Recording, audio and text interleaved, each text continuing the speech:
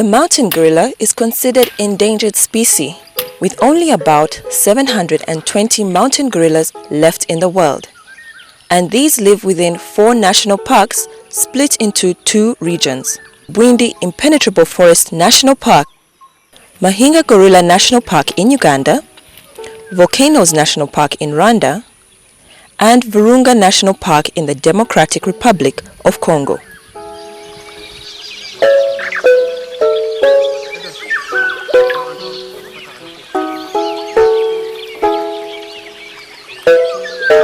The gorilla is the largest of all living primates and has a robust build with long muscular arms, a massive chest, and broad hands and feet.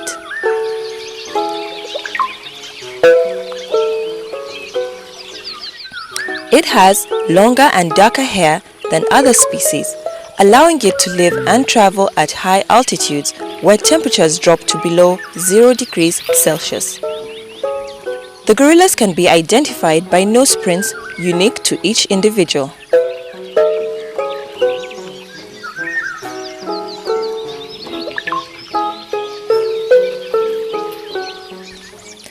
Male mountain gorillas stand up to an average height of 6 feet and weigh from 400 to 500 pounds, that is 227 kilograms, making them the largest of the great apes. Adult males are called silverbacks because they develop a streak of silver hair on their backs with maturity. The silverback is the leader and the ultimate protector of his band. The mountain gorilla is most active between 6 a.m. and 6 p.m.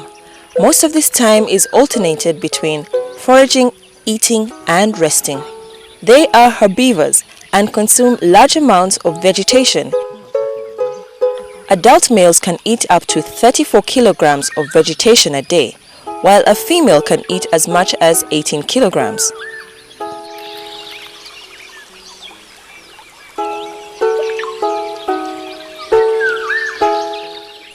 Females reach breeding age at about 10 years old. They typically bear young every 4 to 5 years, giving birth after a gestation period of 8 to 9 months.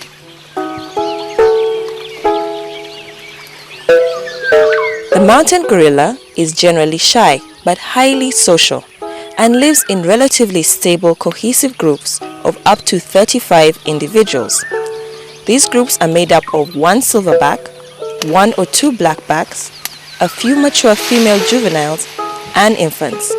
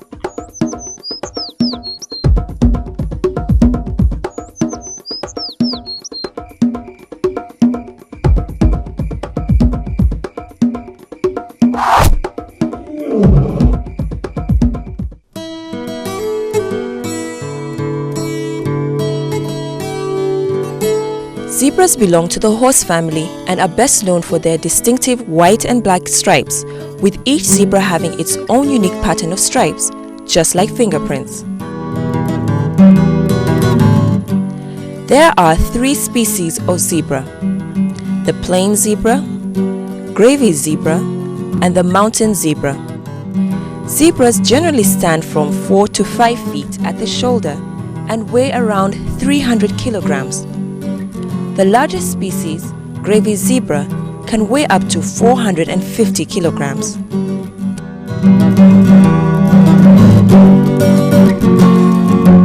Zebras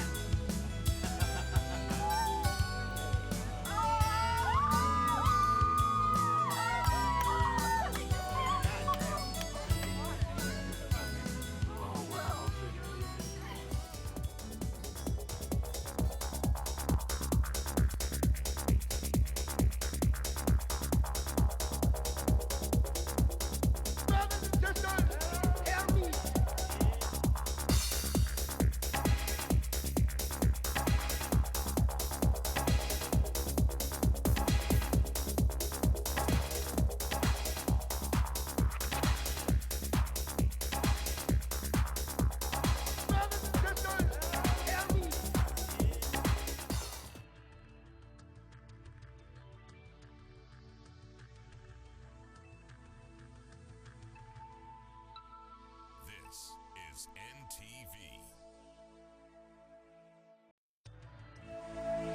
As the budget reading comes around, I'm happy to report that the agricultural sector has performed much better this year. this year, prioritization and expenditure policy are paramount. Madam Speaker, the Uganda shilling depreciated against major international currencies. Watch this live discussion on budget policy and priorities, rethinking public expenditure to grow the economy and create jobs on Tuesday, the 21st of May at 3 p.m. live on NTV. Bottle of Sprite. Hear this. Never lose sight of who you are. A lemon lime beverage that makes the thirsty people less thirsty. Match made in heaven, I'ma stand right by you. While you saying, Wanna keep all your attention back. yeah, alright. She want that fire, girl, that freshen up. You try to holler, homie, but you wasn't fresh enough. That's how I know I'm a professional. 6 O's on the It's too strong. You said you drive stick, well baby just peel off. Loving how it lasts long, leave the sheets gushy. Oh, delicious. It's your moment. Good job, Bottle of Sprite. Good job. On the next episode of Men with Banking Kabosi changes with Orange. Today changes with Orange. Are you in a relationship of convenience, or do you know somebody who's in a relationship of convenience? Convenience is when the marriage is actually a marriage of convenience because it's the easiest way out. Men and women are different. We go into relationships for many reasons.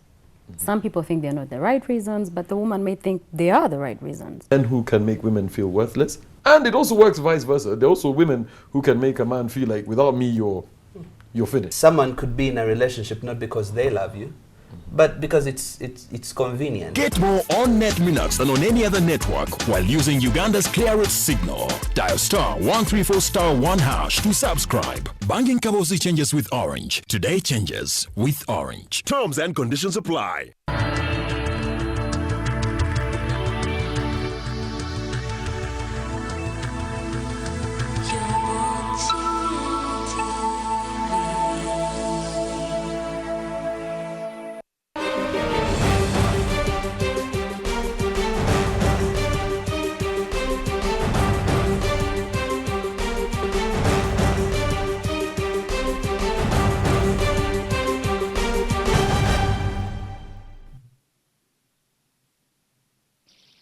Welcome, ladies and gentlemen. Good afternoon. My name is Charles Mwangushampagi, and I'd like to welcome you to this high-level policy dialogue on the budget, the third annual high-level dialogue that's been organized by Accord in partnership with KFM, the Daily Monitor, and NTV. The theme of this afternoon's discussion is budget policy and priorities, rethinking public expenditure to grow the economy and create jobs. We will be running in 3 sessions. Session number 1 will tackle aid effectiveness. Session 2 will tackle intergovernmental revenue sharing and the fiscal transfer system. And session 3 will tackle budget policy as a tool against corruption. That means we'll be having 3 different panels coming to guide the presentation, and we'll have contributions from the audience. We'll be running until about 6:30. And like I told you, we are broadcasting live on NTV. We should be on KFM, but KFM has been off the air since yesterday. And this is brought to you by the Advocates Coalition for Development and Environment, Accord, in partnership with those media organizations. To begin with, we will shortly be having a keynote presentation from the Minister of Finance, Planning and Economic Development. And before that, we shall have the Executive Director of Advocates Coalition for Development and Environment, Accord, Mr. Godbert Mushabe, give brief remarks and then invite the Minister. To moderate the discussion, I'll be assisted by Mr. Edmond Chizito. Mr. Tumshabe, please. Thank you.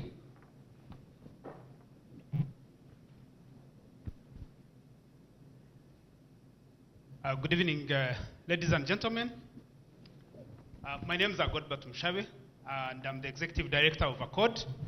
Honorable Minister, our distinguished panelists, ladies and gentlemen in your respective capacities, we are really delighted to have you around participating in this dialogue on budget priorities and what we look at in terms of the next budget that is coming for 2013-2014.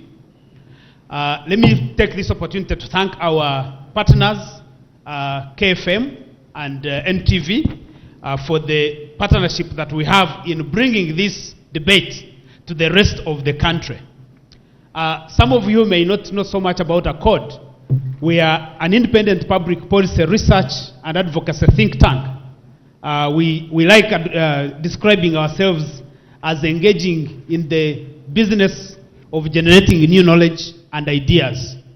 And therefore, in that regard, we are partners with the government, with local governments, with the international development partners in terms of formulating public policies that work for people. Now, as you have heard, the theme of today's dialogue is budget policy and budget priorities, reforming public expenditure to grow the economy, but most importantly, to create jobs. Because you know that one of the major issues that confront us as a country is how to create jobs, especially for the youth, given the nature and the structure of our population. This dialogue, Honorable Minister, brings together almost the entire country. It's being broadcast on NTV. We should have been live on KFM, only for the unfortunate incident that happened yesterday. But we are also live on social media, on Facebook, on Twitter, and online community radio. So we are still able to reach thousands of Ugandans and many other people across the world. And just to emphasize two important things. One is that our interest in this dialogue is to really have a conversation with the policymakers on the priorities that we need to have in order to grow our economy.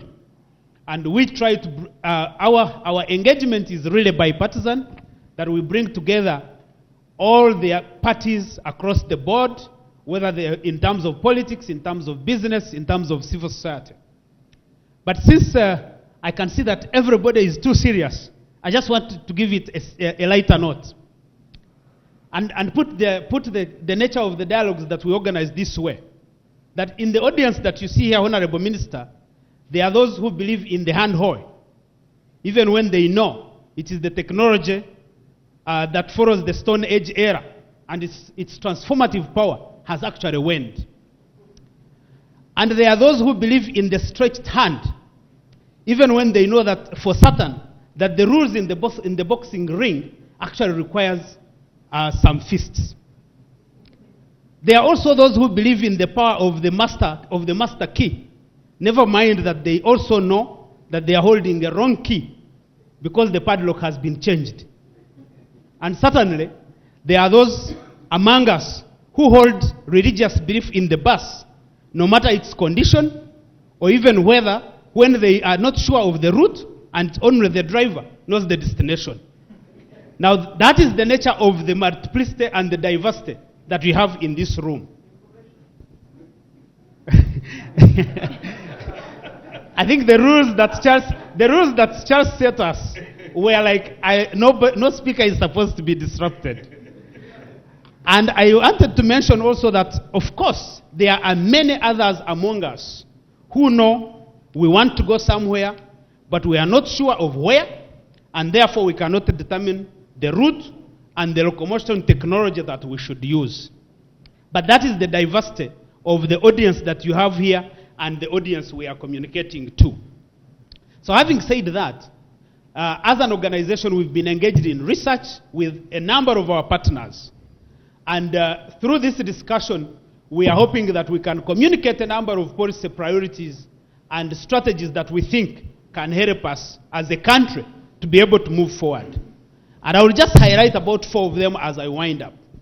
One is that we have argued and we continue to argue that we need to radically reform our public administration expenditure. There is quite consensus on that matter, and I think that we should be able to see movement, Honorable Minister, with your leadership. I should mention that not so many years ago, when we did our first dialogue, the Minister of Finance then, Dr. Ezra Suruma, moved with his team to actually increase expenditure on roads infrastructure, which I think was a wonderful achievement for government. Secondly, we have argued for the need to reform Uganda's governance framework and give it, reform Bank of Uganda, especially given the fact that we're expecting oil revenues and we are looking at public finance reform in terms of the public finance bill, that we think that Bank of Uganda was actually created and given mandate under different circumstances, that as we debate the public finance bill and expect oil revenue inflows, we need to look at the structure, composition, and mandate of the bank.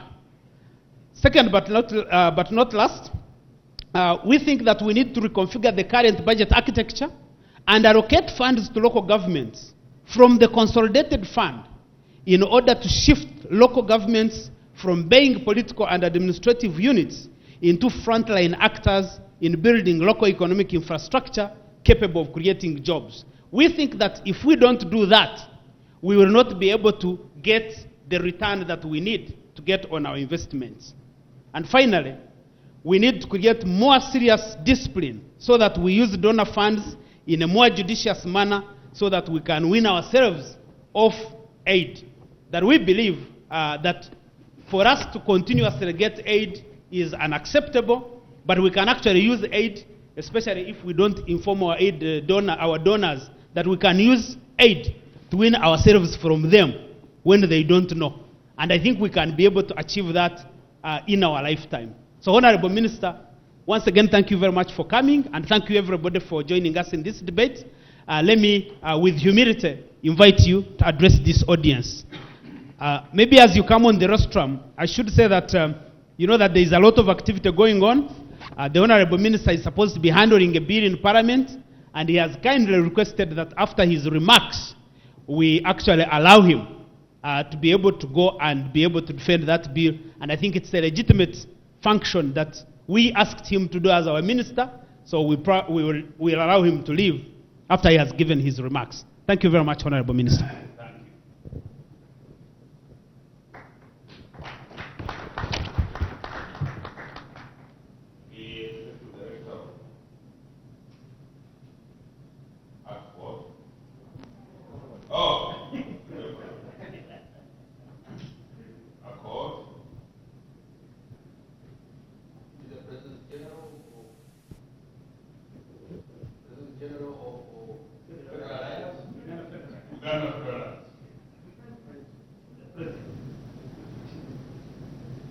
Members of the Parliament, and you, first of all, let me bring apology for my senior minister, which is Maria Chewapa, who is a invitee to this function. She has not been able to come, and therefore she has again to me.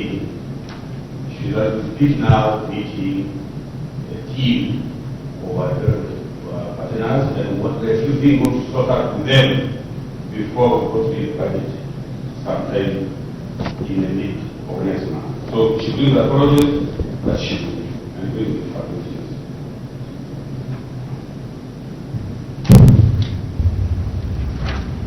Mr. Executive Director, I want to thank you and your team for organizing this important dialogue. This will provide an opportunity for the assessment of the effectiveness of government policy. I'm sure we discuss how government can achieve public sector interventions aimed at transforming Uganda more effectively. The importance and timing of this dialogue cannot be overemphasized given that we have just launched our long-term development agenda, Vision 2040, just a couple of weeks ago, and the budget presentation to Parliament is just around the corner.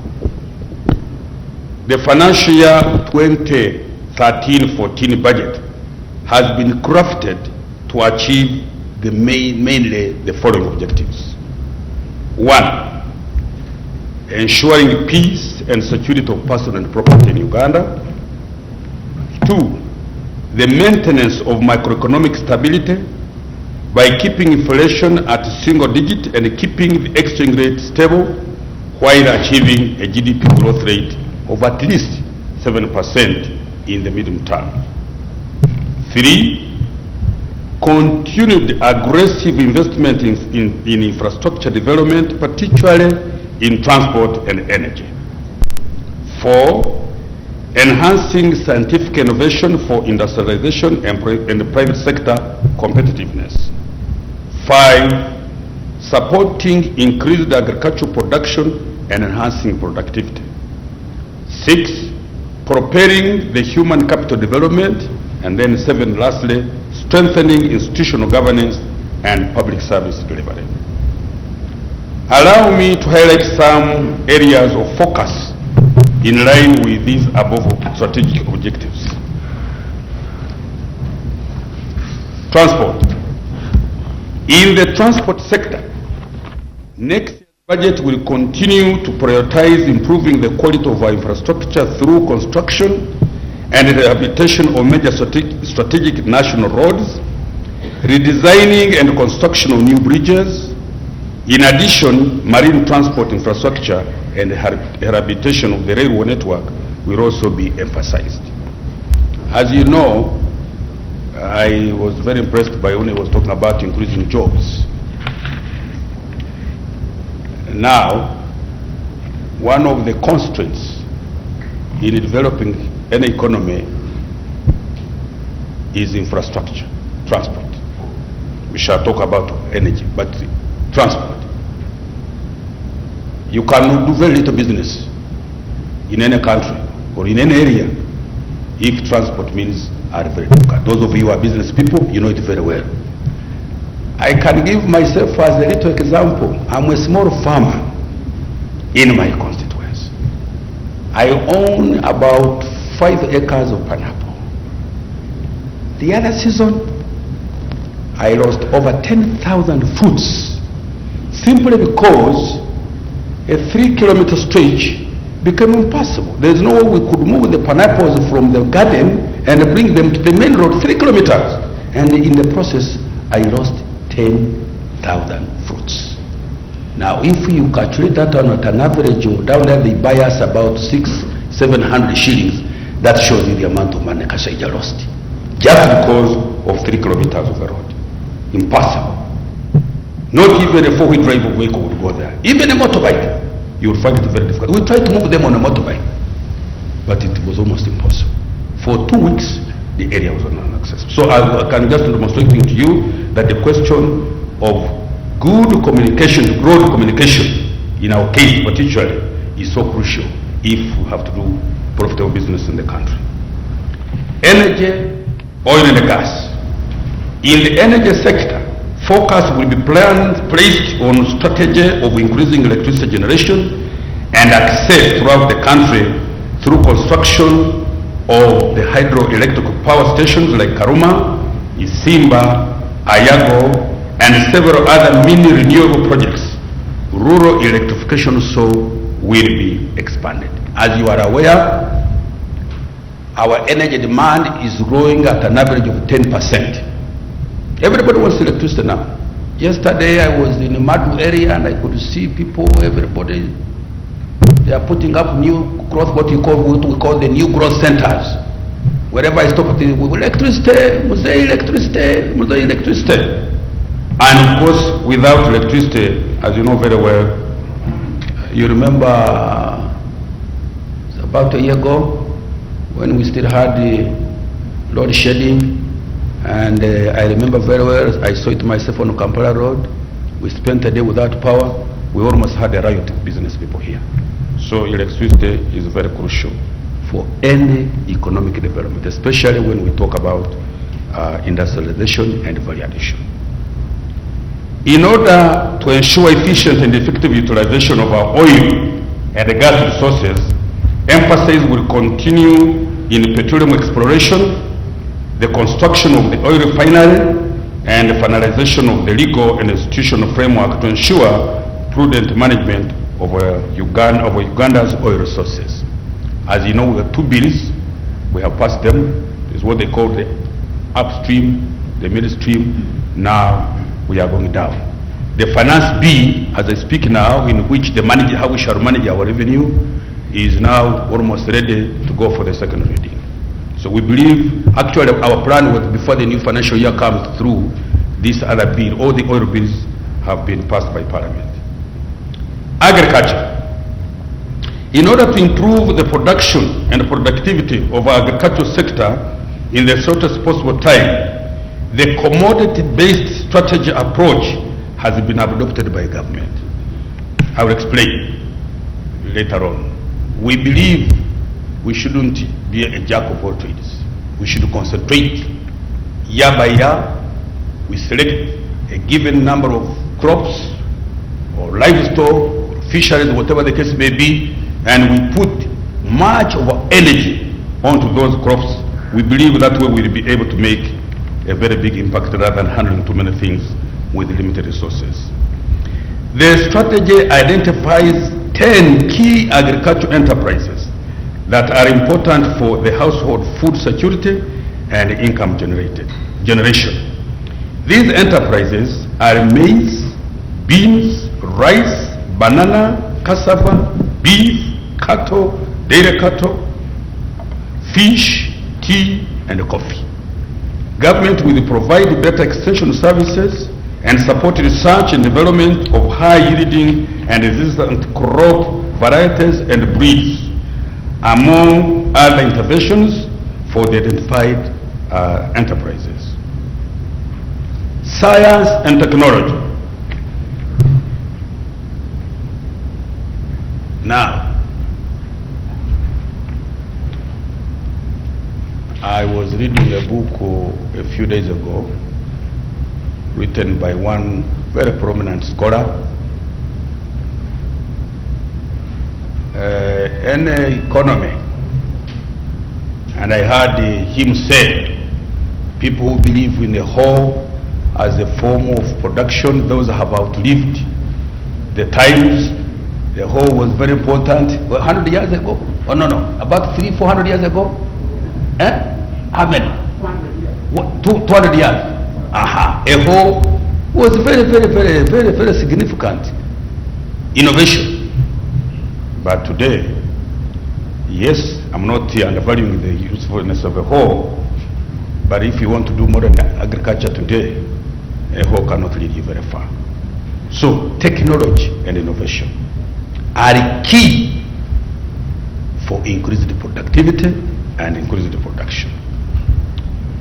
In order to enhance scientific innovation and the private sector competitiveness, the government will promote scientific research by supporting key institutions involved in innovations such as the Faculty of Science and Technology, Uganda National Research Institute, and other research institutions. Government will also support the private sector to invest in value addition by providing the necessary transport and energy infrastructure, support the financial sector to provide credit, establish fully serviced industrial parks, and simplify the process of registering businesses, among others. Human capital development. In support of human capital development, the budget will prioritize improved access to quality social services with emphasis to health, water, sanitation, improvement in emphasis will be on health, water, and sanitation. Improvement in social services greatly contributes to citizens' welfare by, for example, increasing the health status of citizens and building a skilled labor force. Institutional governance. With respect to improving institutional governance, government will continue to strengthen accountability and anti-corruption institutions and systems to deal with corruption and diversion of public resources into private pockets.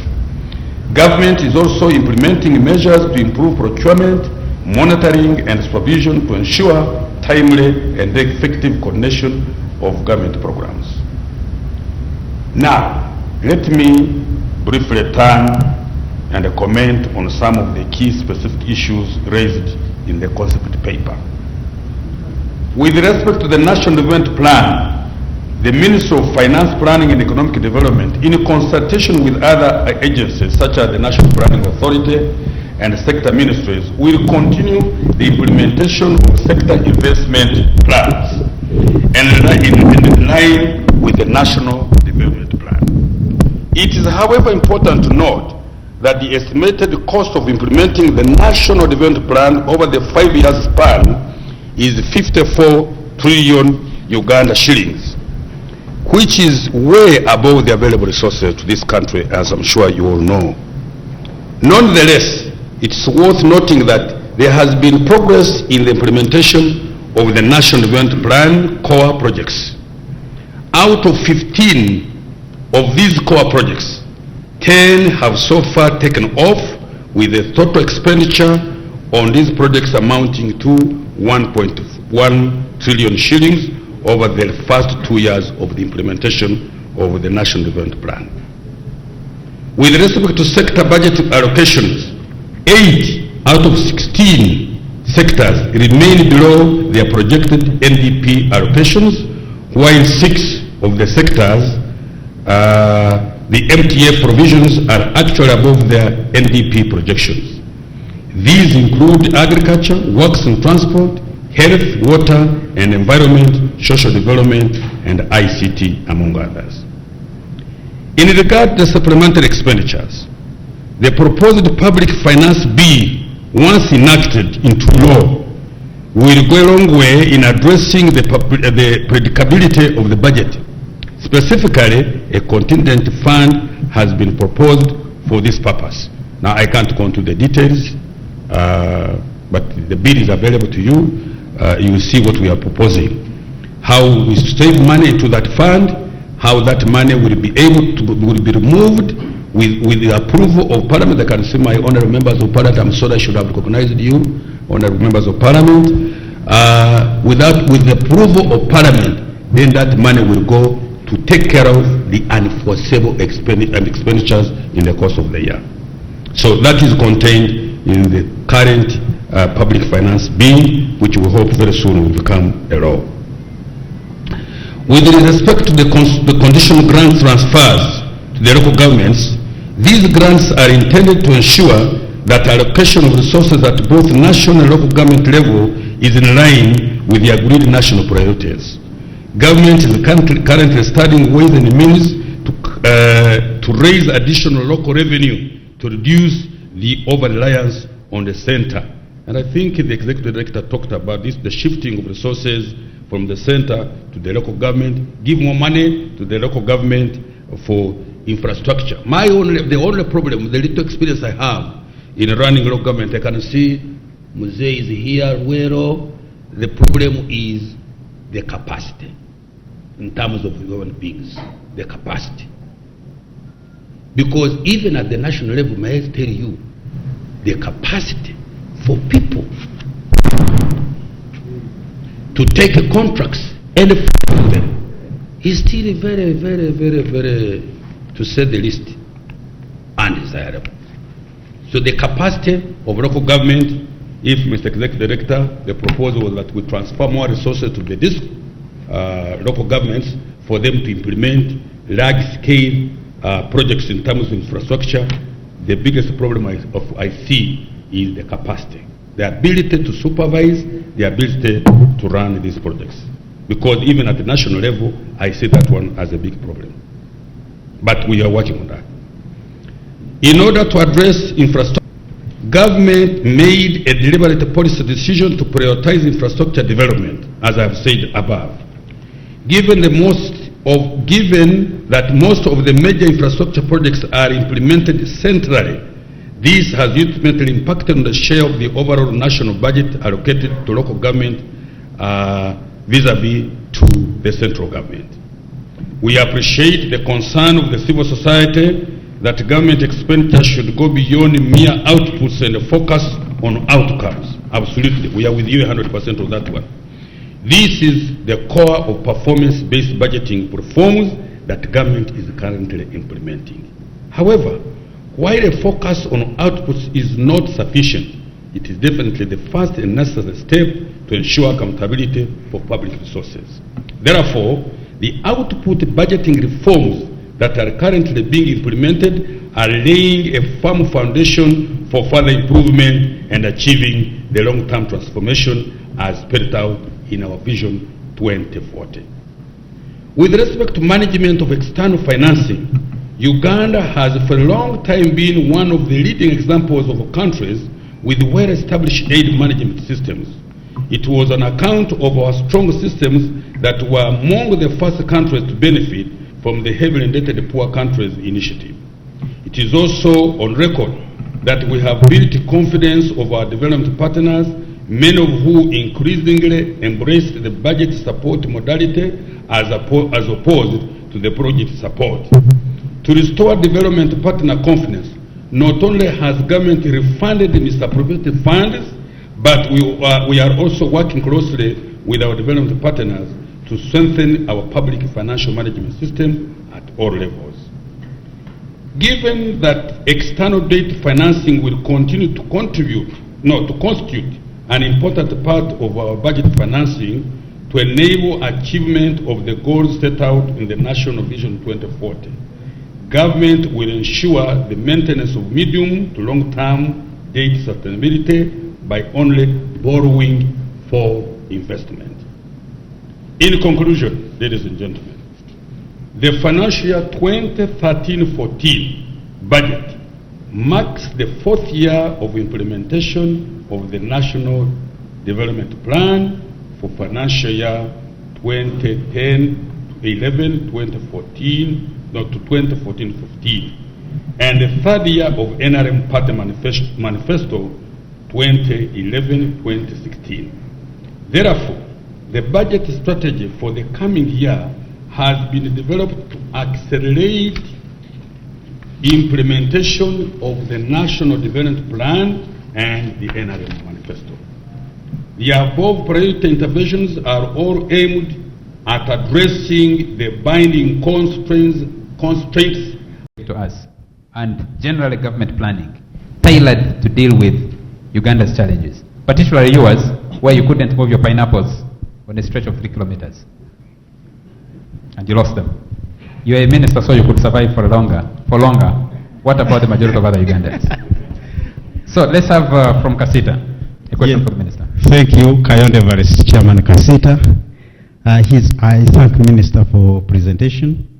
Just one question. He was talking about fighting corruption in the next budget, but at the same time, as he was concluding, he told us that they have refunded as government the money which was misappropriated. Refunding as who? Because it would have been the culprits to refund, not the government to refund from the taxpayers' money. Thank you. Thank you very much. If you can all keep our questions that brief. Let's pick the collared man, the bishop. Can we have the bishop ask a question? You can use my microphone. Thank you very much, Mr. Minister, for your presentation. My question is concerning the low capacity at local governments. A lot of money, low capacity at local government. A lot of money in some districts is being taken back to the treasury. Why? If the local government doesn't have capacity, why can't the government, the central government, support the government that is still weak? Because we have expanded too much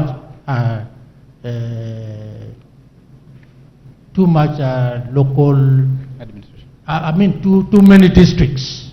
I mean to say, too many districts. Instead of 16, the old district we have now over 100 something. I think central government has some problem there if there is low capacity at local government. Thank you very much, Bishop, for the question. Let me see. Charles, I'll come to you in a moment. Can I pick the lady at the back? The lady at the back in yellow. You need a microphone. You need a microphone. It will be with you in a moment.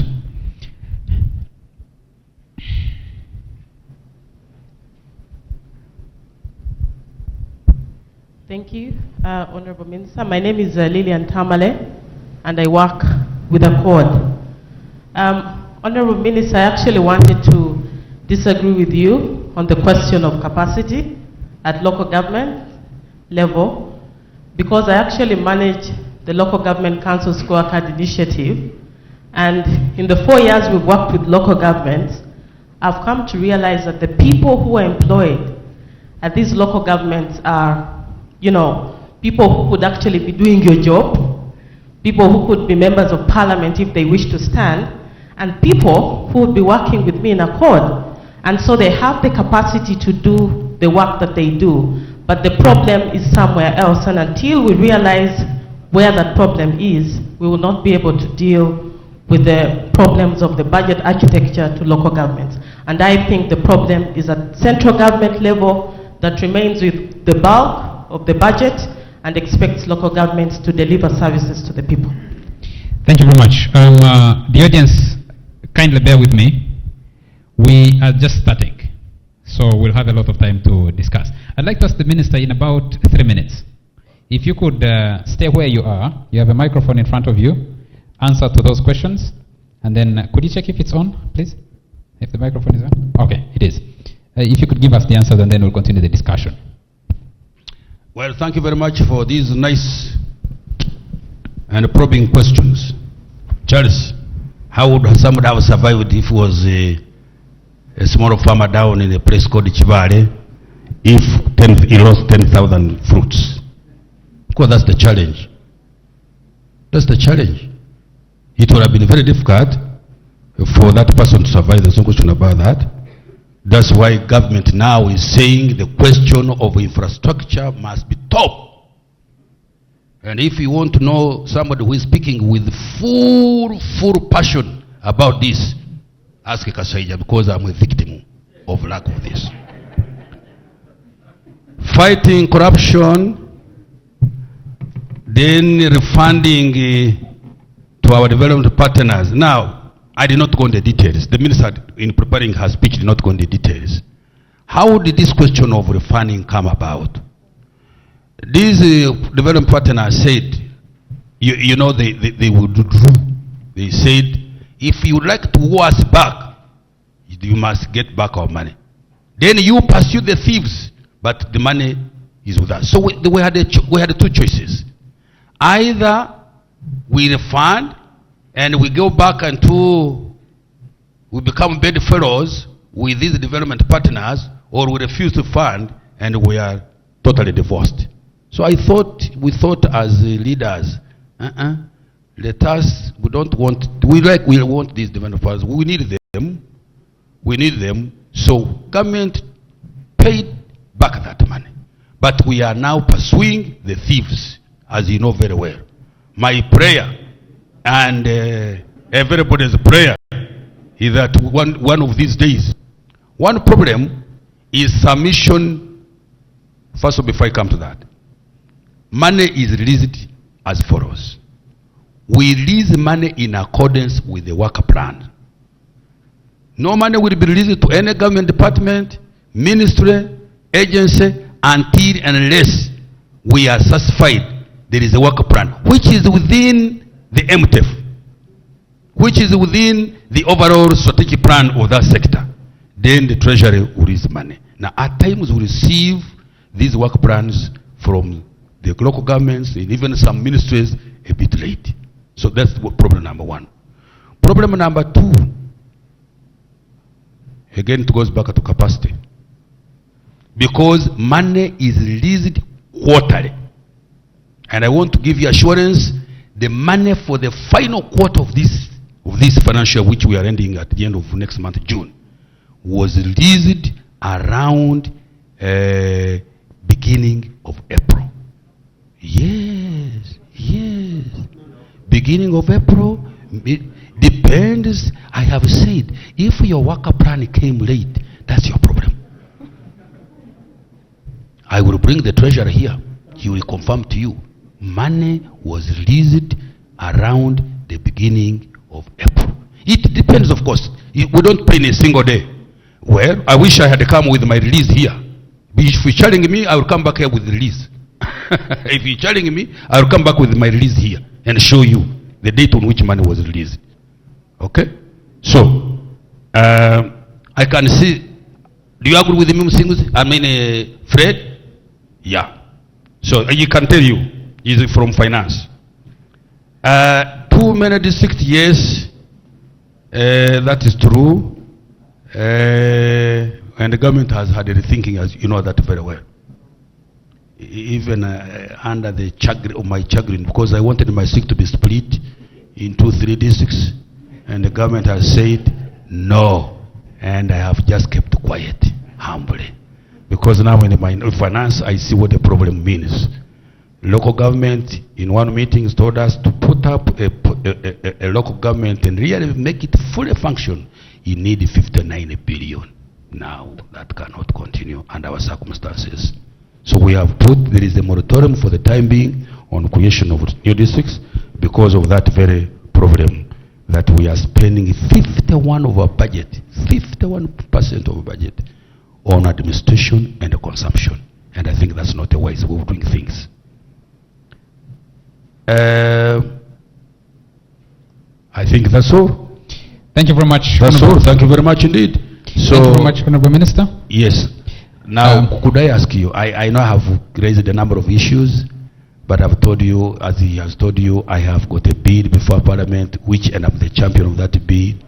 I really would like that you release me. I'm going to leave some of my technical and semi staff from Minister of Finance. They will be able to answer some questions that may be raised. All I want, and I'm praying this meeting, please send us your resolutions and we'll see whether we can incorporate them within our budget. Although it's getting a bit late, but we'll see how best to accommodate them. Thank you very much. Thank you very much, Honorable Minister.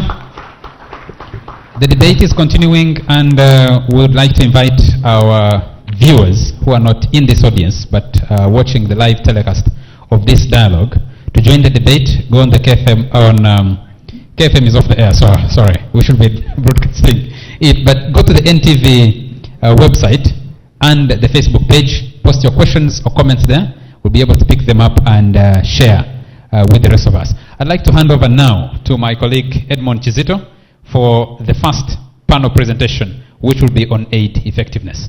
Edmond. Thank you, Charles, and welcome once again to the 3rd Annual High-Level Policy Dialogue on the Budget here at the Sheraton Hotel. I would like to right away invite Mr. Dan Mwanje, Fiscal Economist at the World Bank Country Office, to give his presentation. Mr. Dan Mwanje.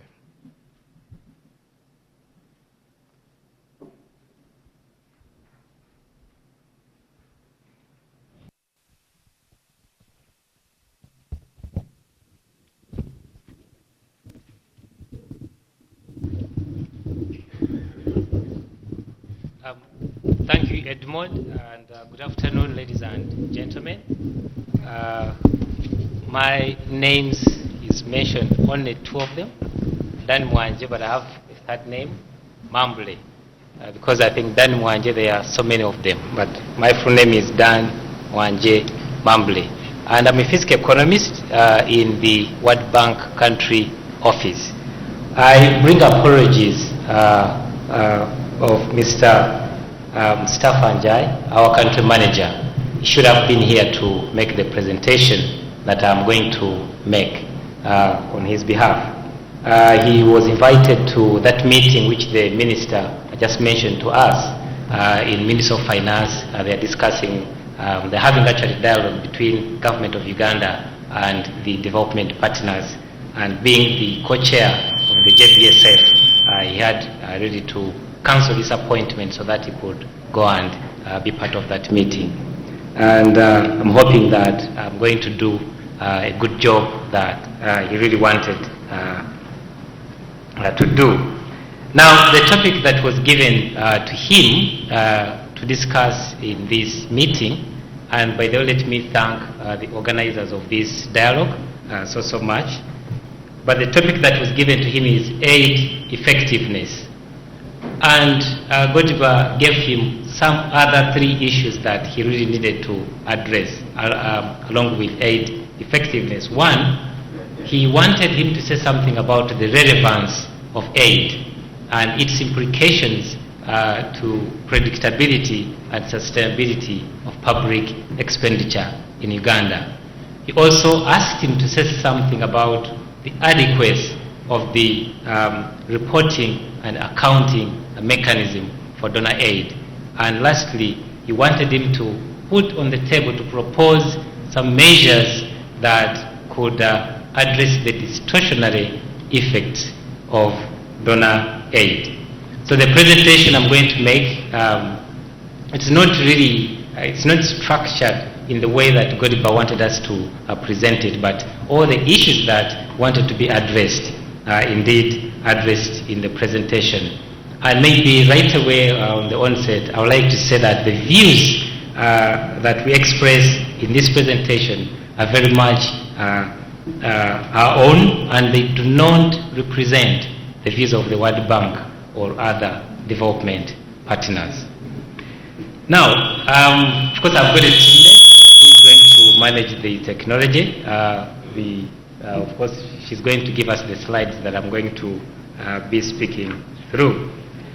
Now, looking at aid effectiveness, what is aid effectiveness? And I think the definition of aid effectiveness that we have in the bank is the impact that aid has towards reducing poverty and inequality, increasing growth, building capacity of government staff, and of course even providing the tools with which they can work, and accelerating achievement of Millennium Development Goals.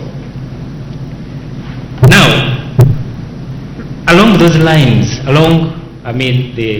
the impacts that aid is supposed to bring about, and looking at where Uganda has started, because really Uganda started from a low base, and we can really see that a lot of progress has been made on a number of fronts, as we are going to mention. For instance, population below poverty line has reduced from 56% in 1992 to 24.5% in 2010. The economy has been expanding on average by 6%, I think, for the past 2 decades. We all know about UPE, the good side of UPE and the bad side of UPE. But talking about the good side of UPE, it has really given opportunity to Uganda's less privileged children at least to attend school. Of course, we still have so many issues, especially when it comes to quality of education provided by UPE. Come to the road network. In 1995, Uganda had 2,300 kilometers of tarmac road, but today we are talking about 3,300 kilometers. Like in 2011, I think even the number has gone up to 3,400. Electricity, the population that is able to access electricity has increased from 5.6% in 1991 to currently 11%. Access to ICT services has also been improved. Government accounting systems, especially Kfm systems, have been modernized. Of course, there are still so many issues really with these systems, but at least some milestones have been reached. Government has actually produced over 700 active researchers in science and technology and agriculture, and they are active writing papers, coming up with lots of innovations. Statistical management has improved. Capacity has been built in health, in water and sanitation, in so many other areas. Really, the progress that has been made is there. And the list is quite long, I'm sure. we can actually spend like another 10 minutes just listing what has been achieved, especially in the past 20 years. And given the share of aid that goes into the budget, we can safely say that aid has been a key contributor to the observed progress, hence its overall effectiveness. Research has also been undertaken and shows that development aid at 10% of gross national income is estimated to boost a recipient country's growth by 1% per annum. So like in the 1990s, when actually aid to GDP ratio was over 10%, I think in around early 90s, I think it was even 19%. We can safely say that maybe like out of the 6 percentage points recorded in growth, maybe 2% could be attributed to aid that was being injected into the country. Leave alone the progress. Of course, we all know that aid has its own challenges. We are not going to talk about the good side of aid. It also has its own challenges. And I think the most important or the worst challenge of aid is its volatility, its uncertainty, its unpredictability. But maybe the question that we need to ask ourselves, why the volatility of aid? Why the uncertainty of aid? And of course, sometimes it's because of countries' fault, the demand side of aid. And sometimes the problems come from the supply side of aid. For instance, recently the Eurozone had some challenges, and because of these challenges, the budgets in the most European countries that give us aid, their budgets, of course, had to be affected. And because of that, consequently, aid budgets also had to be downsized. But of course, coming to the demand side of aid, because of governance troubles, political troubles in recipient countries, it can cause donors actually to rethink their aid strategy. It sets, donors, takes them into that mode where they can actually now come up maybe with some kind of reasons why they do not have to continue giving aid, or just to slow down on the aid inflows that are coming to that particular country. And of course, I don't have to talk about opium scandal. I think everybody really knows about this.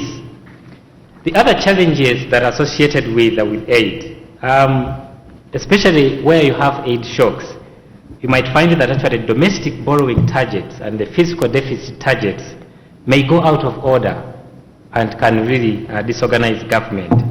End of year budget targets can also be missed, especially if the aid shock, the timing of the aid shock is bad.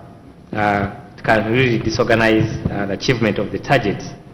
Aid shocks can also cause inflation, and it can also cause volatility in exchange rates and also in interest rates. Of course, sometimes coordinating, it makes difficult actually the coordination of monetary policy and fiscal policy. And because of this difficulty in coordinating both policies, monetary and fiscal, inflation can result. Interest rates can go high, and problems begin to happen. The other challenge is because of aid shocks, government becomes really unable to plan and execute its medium-term agendas. That one is also another challenge. And the cost of interrupted spending can also be high. You can imagine if maybe donors have committed themselves to, say, finance a big project. Now, Bujagari has just been completed. Assuming maybe in the middle of implementing Bujagari, or maybe Karuma, which is about to be implemented, donors pull out. And yet contracts have already been signed with whoever is supposed to, say, construct that dam. What is likely to happen is that actually, once that money is not forthcoming, then the cost of paying interest rates and even maintaining the people who are already on the site becomes quite high. So this is really another challenge that comes with aid. And maybe lastly, the other challenge that we can mention here is something that actually we recently saw when budget support was suspended. Immediately budget support was suspended, government came up with stopgap measures. Some of them really were cutting expenditure, but some other efforts that actually they made was to increase the tax effort. They increased some tax rates, and actually even like in the financial year 13-14, we've seen in the budget framework paper a number of proposals to increase some tax rates. It's like now the tax effort is, being raised. Probably if aid had continued to flow like it was flowing, maybe what we've seen, these new tax measures that have been proposed, probably we wouldn't have seen them. So these are some of the challenges actually that we can mention. And maybe now the question is, aid has challenges, and we've also seen the progress that actually aid can bring about or contribute towards. Do we give up on aid, or should we just learn to live with aid volatility and see how to survive? I think our view is that there are still many significant challenges, especially development challenges in the economy. Look at our GDP per capita. It is at $506, and we all know about Vision 2040, and I think in 30 years' time, government wants GDP per capita of 9,500, and you can see really, that gap.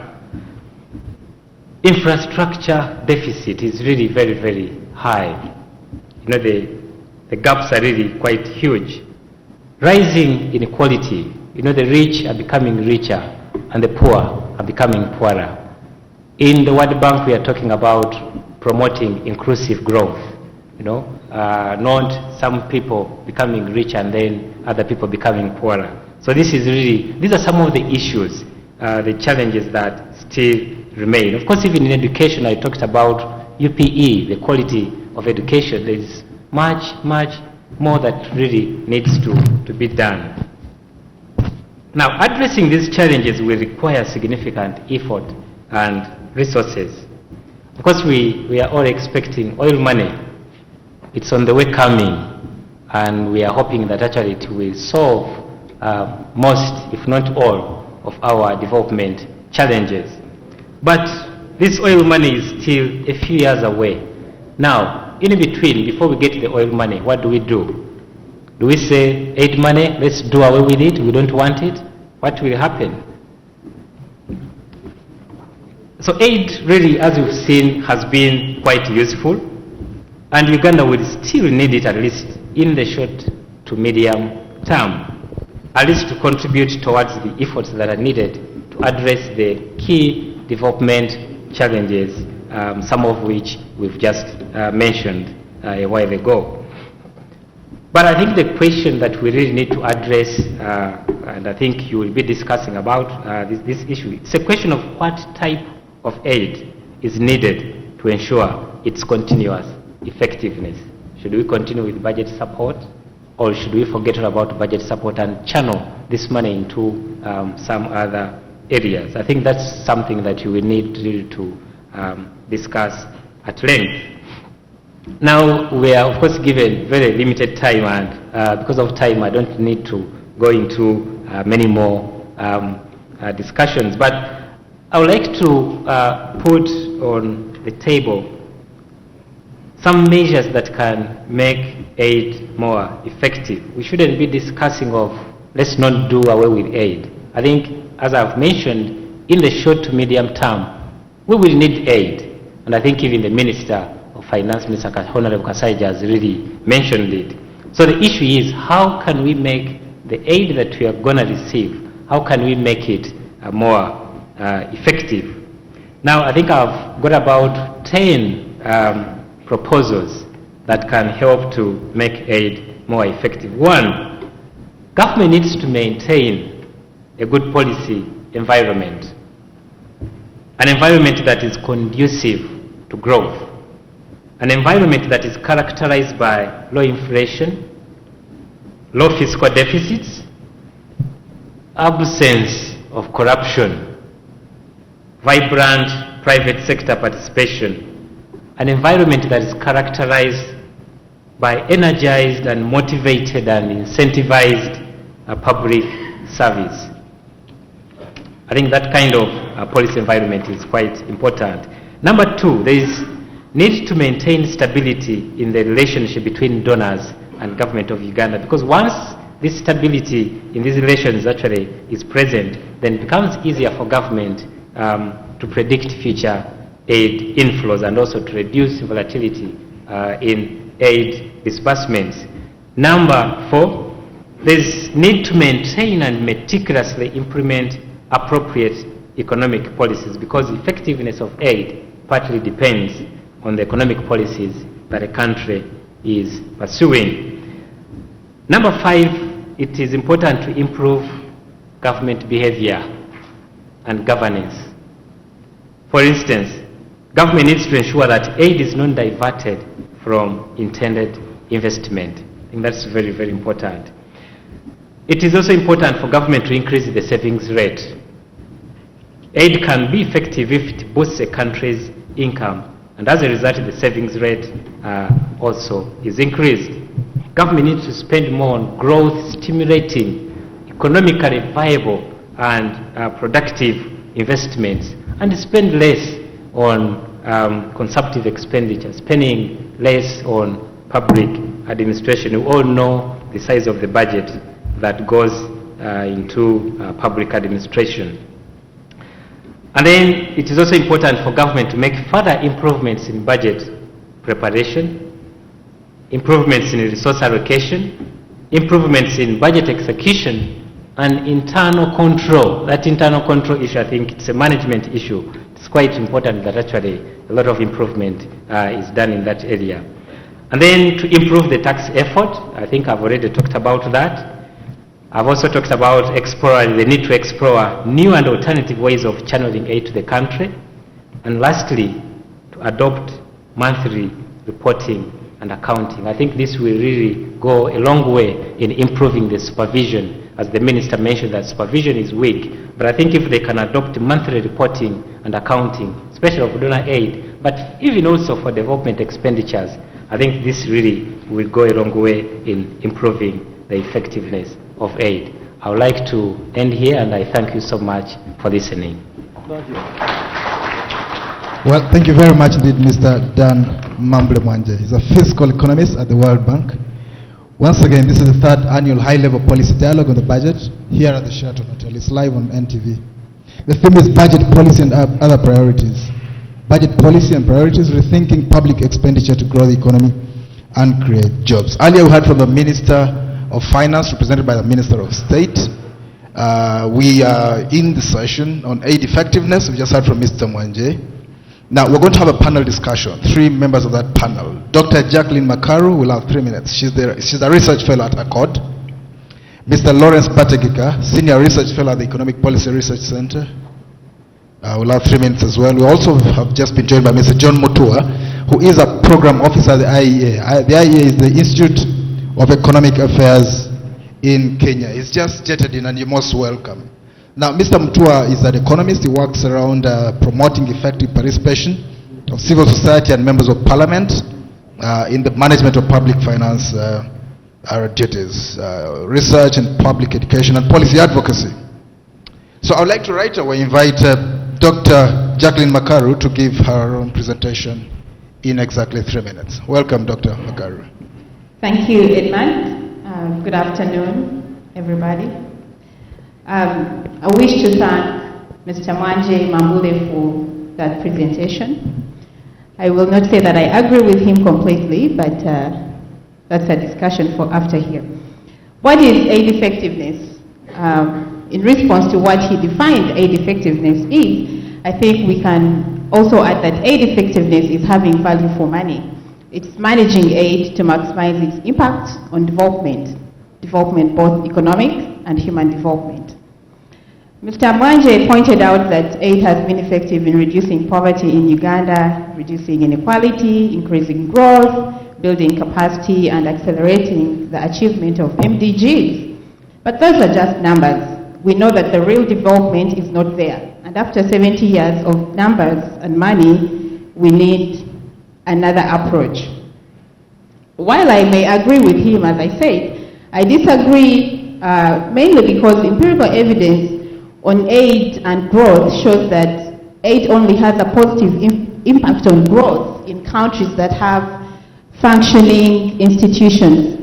And now really we can't put Uganda there, can we? We know what our function, how well or how bad our institutions function. But we know this is all the rhetoric around aid. We know aid is a political thing for both the donors and the recipient countries. So the rhetoric around aid effectiveness came to the forefront around the 2003, then 2005 with the high-level forums on aid from Rome to Paris to Accra to Busan, and the donor community came up with principles on what aid effectiveness should look like or should be. And these are ownership for countries, whereby countries develop their own national development plans, and they create a buy-in and they make them sustainable. There is alignment, which strengthens systems and ownership of development priorities, harmonization, managing for results, mutual accountability, and all these are meant to increase legitimacy between the donors and recipients. But why should we care about aid effectiveness? It's because it helps countries build well-functioning structures so that they are able to manage their own development and reduce dependency on aid. Aid has increased over time, we all know that, with the increase of donors, both non-traditional and traditional donors. Countries like China, India, Venezuela, Turkey, Saudi Arabia have all become donors when they themselves actually are still recipients. But the good thing with them is that they do not conform to the traditional rules set by traditional donors. But with increase in aid, effectiveness has also been derailed. This is mainly because aid money is fungible. What do I mean by fungible? It's because when money comes to Uganda to go to Karamoja, it ends up buying expensive Mercedes-Benzes. But also it leaks into non-productive sectors. And to a great extent, aid only finances consumption and not development. So is aid still relevant in this day and age for low-income countries? How can we even say that aid is relevant when it's not effective? But also the type of aid we get matters for relevancy. Budget support, which mainly the Uganda government gets, is so loose and prone to misuse because it goes into the general basket and no one knows where it goes, how it comes out, how it comes in. So projects and sectoral approaches are actually better because accountability and aid disbursement channels are more streamlined. There is also aid in form of technical expertise, which is more important for a country like ours because it helps us develop our internal capacities. Then there is what they call tied aid. Tied aid is like the approach China uses. They will give you money to build the express highway, but they'll bring their own engineers. They'll bring their own steel to build the highway, and apart from the land, if they could, I bet they would. But in the long run, they do that and the road remains. They don't take the road with them. So that's a more palatable way of receiving aid, and I think we should pursue that. In the long run, I think we need to go cold turkey on aid. We must win ourselves off aid. People have said the oil revenues are coming. I do not have much faith in the oil revenues. But if we are to become less dependent on aid, win ourselves off aid, we must follow a bottom-up approach, determine our priorities right from the bottom, and rely on our own systems to deliver human and economic development with the realization that aid governance is political, it's complex, it's bureaucratized, it has costs in terms of design, negotiation, and implementation. In conclusion, if aid was stopped today, it would not be the small person who would suffer because that money never gets to them anyway. It would be the political elites who would suffer. And with that, we would see small entrepreneurs coming to the forefront, and we would see institutions, healthy institutions, to manage our involvement come to the forefront.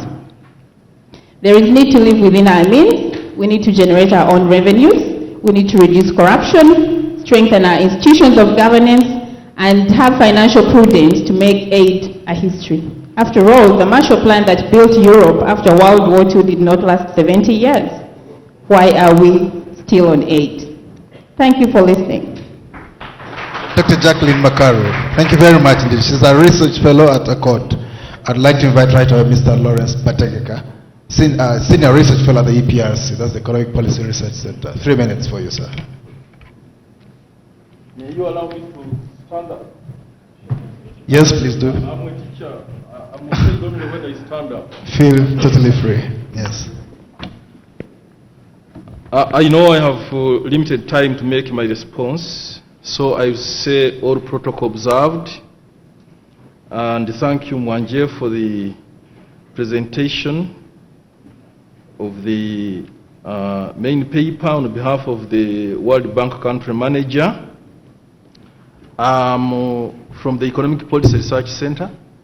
I'm the acting principal research fellow. I deputize for my executive director, Dr. Sarah Sewanyana.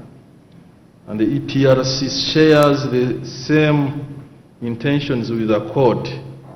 We try to influence policy through research. So I thank Accord for inviting us. Now I will make my remarks. Number one, I have a problem of attributing Uganda's development outcomes to foreign aid. That was the impression I was given. I find it a bit difficult. Because when I look at what sectors are growing fastest, it is the services sector, it is the telecom sector, it is the banking sector, plus construction. So where is the World Bank? Where is foreign aid? In those things I've mentioned. Where is it? I'm not saying aid is not important, but that attribution, I find it, I find some level of discomfort. Number two,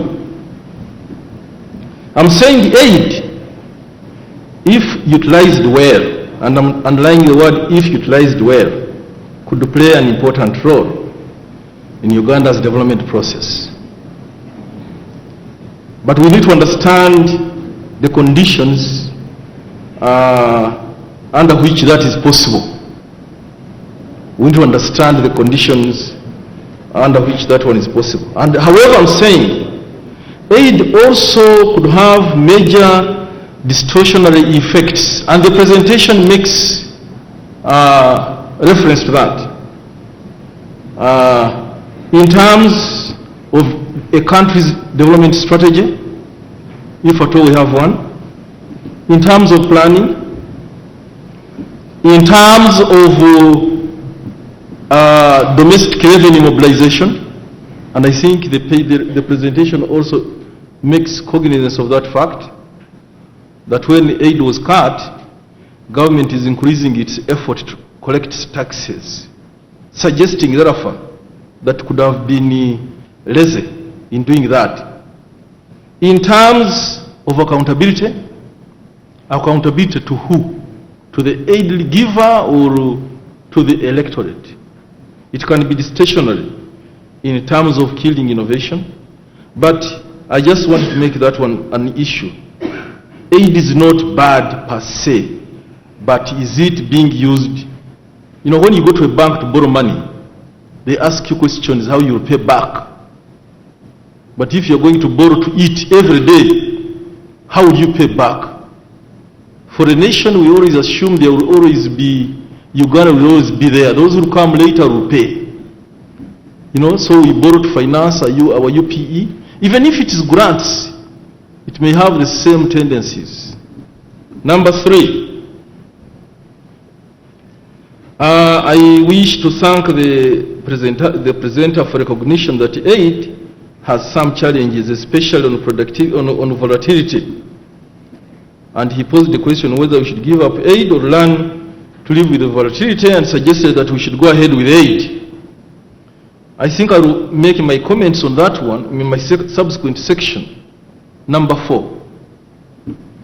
Number 4, I'm saying the aid effectiveness covenants.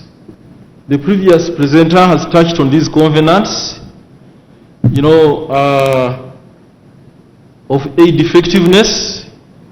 The most recent ones being the Paris Declaration of 2005, the Accra Agenda of Action 2008, and the recent Busan meeting 2011, which focused on South-South cooperation, suggesting by the time these countries began saying let us cooperate among ourselves, there was a realization that maybe there is some degree of dissatisfaction with aid architecture. But we need to understand the origin of aid. Aid came on board in 1960, or rather at the dawn of independence. Before independence, there was no foreign aid. It was colonialism. At the dawn of independence, when those who took over the mantle of leadership promised the electorate lots of things without the money, the colonial master said, well, I can help you. I can help you. And that was the birth of foreign aid. It wasn't there. 1960, we get OECD created, Organization for Economic Cooperation and Development, a club of aid givers, and of course the same group owned the international financial institutions. So the international financial institutions were eventually to play by the same rules. So the blame game started. Aid evolved over time. Conditionality, PBL, policy-based lending. If you look at IDA 1, it was very different from the current IDAs, which are purely policy-based. Liberalize, get the policy management right, accept technical assistance, and you grow. Open up, you get me? That was not what our political leaders that reigned. Are you about to stop me? I'm on number 4 and I'm remaining with 5 and 6. So the blame game started. Who is to account for ineffectiveness of aid? The donors said, it is you, the government. You are corrupt, your systems don't work, we don't trust you. And then the governments were saying, it is you, the donor.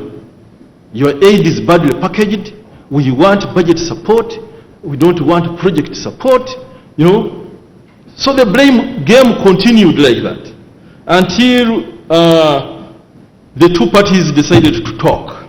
And they came up with these conventions. I have named the ones. The principles of that covenant included ownership. Who owns that aid? Is it OECD DAC or is it the borrower? And that goes with the reporting. Who reports to who? Who is accountable to who? Is the donor accountable to the citizens of Uganda, or the donor is accountable to his club, the OECD club and DAC? Is aid actually funding development priorities as identified by the National Development Plan, in the National Development Plan, by the National Planning Authority? So harmonization. Why are aid donors clustered in only very few areas? Why isn't it the MDGs still driving the aid agenda? I'm soon finishing. Alignment. I think I will just mention the others. Question yourselves, is assistance from our donors aligned to our National Development Plan? Our National Development Plan contains everything. All donors will claim that their assistance strategies are aligned with the NDP. But you can pick anything that is still in line with the MDGs and still claim that it is aligned. Management for results, mutual accountability. You can test the effectiveness of aid on those principles. I was lucky. I participated in the evaluation of the Paris Declaration about 2010, we still believe that the Paris Declaration principles were needed in Uganda to improve aid effectiveness. I really believe so. But there is rigid perceived sector mandates, interests, which have kept some development partners in congested sectors like health and education. Yes. No consensus among development partners on the mode of funding. Right. Whether it should be general budget support, whether it should be project assistance, or whether it should be technical assistance. By 2008, the average, 2012-28, general budget support was contributing 42%. I'm referring to Uganda. Right. Project assistance 29%. But today, of course, you know the story. That general budget support has just plummeted. All right. And the aid flows remain highly unpredictable. Conclusion. Aid effectiveness in Uganda is very low, partly because of weak aid alignment to the National Development Plan. We have a very well thought out plan. Neither the Uganda government nor the development partners observe the agreed principles of aid effectiveness, particularly the Paris Declaration principles. On the part of the Uganda government, there are serious inefficiencies in public finance management, for which donors are justified to hold back assistance and demand improvements in financial accountability. And on the part of the donors, foreign aid is still used as an instrument of control and not one for development and transformation of the Uganda economy. And Uganda is beginning to explore alternatives. For example, cooperation with the BRICS. However, headway in that regard is still difficult because of commitments and relationships already made with her current development partners. Thank you very much. Dr. Lawrence Mateka, thank you very much indeed. This is the session on aid effectiveness. We have two other sessions, one on intergovernmental revenue sharing and the fiscal transfer system, and the final one, budget policy as a tool against corruption. I'd like to invite Dr. John Mutua, Program Officer at the Institute of Economic Affairs in Kenya. And in the meantime, I'd like to request you to prepare your questions. She'll have a question and answer session shortly.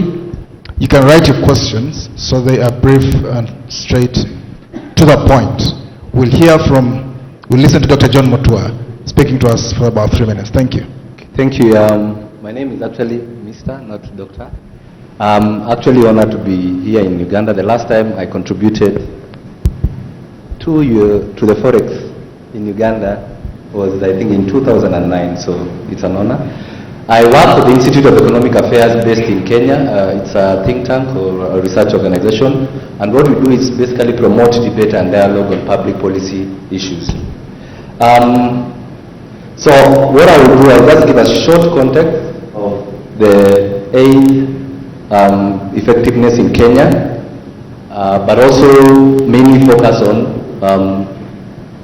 comparison, basically, as much as we have different political context, but I'll just give, I will share some of the things that Kenya is doing in terms of improving aid effectiveness. And within that, I'll just speak on some things that I did not hear from the presentation. Sorry, now in terms of context, relative to Uganda, Kenya's dependency on aid is about, over the last 10 years, it has ranged from 12 to 17% of the budget, or 3 to 4% of gross national income. So if you compare that with Uganda, you will see that Kenya is not a high aid dependent country. Okay, having said that, I'll just share very quickly some of the things that Kenya is doing. In terms of the challenges that we are facing on aid effectiveness, they are largely similar to what Dr. Mwanje has shared. So I will not touch on the challenges. What I will do, I'll just mention some of the things that the government of Kenya is doing. One of the key issues that the government has been trying to has done actually is there is a certain vehicle or group basically that is called aid effectiveness group that was established mainly to enhance harmonization, alignment, and coordination of aid. So obviously I would like to know whether Uganda has a similar vehicle that practically looks at enhancing harmonization, alignment, and coordination. In the past, the group was called HAC, but the name changed now into Aid Effectiveness Group, and the main, it basically comprises all the major development partners in Kenya. Secondly, there are a number of reforms towards enhancing transparency and accountability on foreign aid. And so again, I know that my brother mentioned the aspect of reporting, enhancing reporting on aid in order to improve transparency and accountability. In Kenya, we have what we call integrated financial management system, and another automated system called ePromise, which stands for Electronic Project Management Information System. So those are the two main systems that are used to towards enhancing transparency, but at the same time towards improving reporting on aid. Then we have, and again, it is through these reforms, what I didn't hear from my brother here is that he didn't mention about absorption rate. In Kenya, as much as we are relative to Uganda, we are a low aid-dependent country. Aid actually is still relevant because it finances about, on average, 50% of our development expenditure.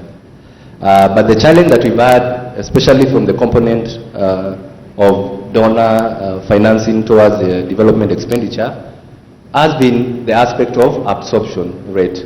Absorption rate has been quite low.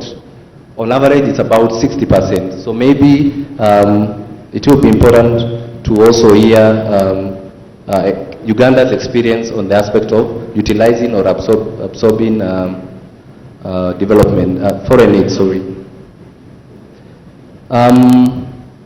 I think the other challenge that was not mentioned other than the aspect of volatility and coordination that Kenya has experienced is the aspect of fragmentation of aid, whereby we have a number of donors and there are a number of projects, and these donors also fund directly projects through various NGOs, and that actually has increased or it has an impact on increasing transaction cost in terms of reporting, in terms of just having meetings to see how these projects are being undertaken and the like. So, so in this aspect, the government has been supporting budget support. And through this vehicle, the aid effectiveness group, there are efforts to ensure that the aid is actually channeled through the accounting and the budget systems in Kenya. I think finally, again, of course, in terms of relevance of aid, of course, in the long run, the country, Kenya, wants to ensure that it mobilizes sufficient resources internally and also utilizes public-private partnership so that it can reduce dependence on aid. But in the short to medium term, aid is still important. Thank you. Thank you very much indeed, Dr. John Matua. Right, I think we'll ask the audience. Let's take some questions, and then we'll have them respond. Yes, the gentleman over there. Someone will pass you the microphone in a very short. I guess you can use my own microphone. Okay, thank you so much. My name is Gilbert Musinguzi. I work with Anti-Corruption Coalition Uganda. Two questions, one for the researchers, the two doctors, to do with the status so far of payment. I have, since I started school, been hearing about 8 countries receiving aid from donors, but even every other time we hear like a particular country having given a fund to government of Uganda, they bring media, they always profile it highly, but at no time have I heard like countries paying. where do we stand in terms of paying, you especially researchers? How much have we paid so far?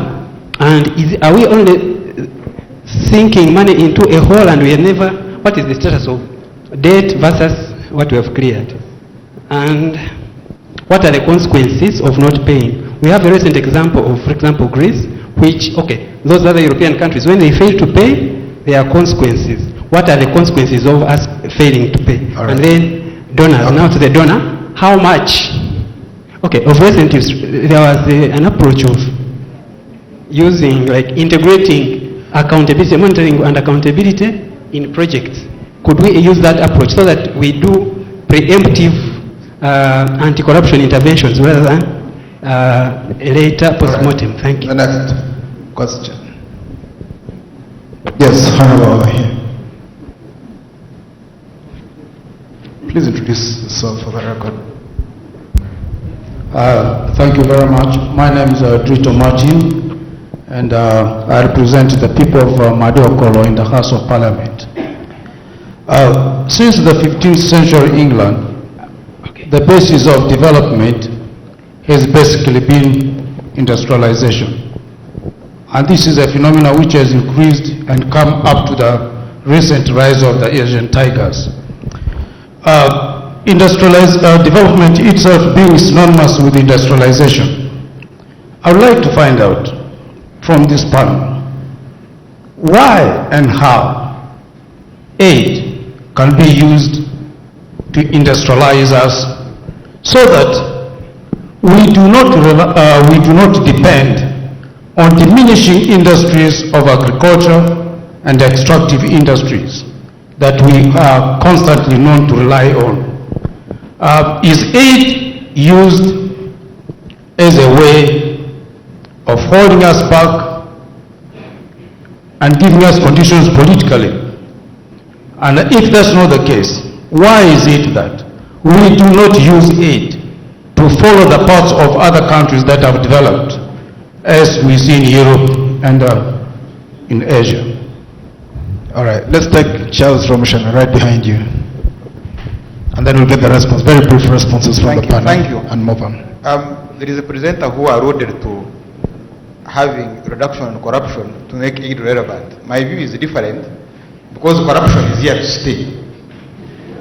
Because there is a policy of creating a middle class, but of some specific people. When you hear of those who are in court, it is those who smuggle themselves into those, the Mukura, Cheye, Kazinda, Professor Bukenya, you even hear how they cry. And it's for public relations. I therefore support the inflow of aid so that it can be fed into those who will be stealing, and then the little money we collect from our taxes helps us in filling our potholes. Let's get back to the panel. Let's get the responses. Mr. Bating, does corruption help create a middle class?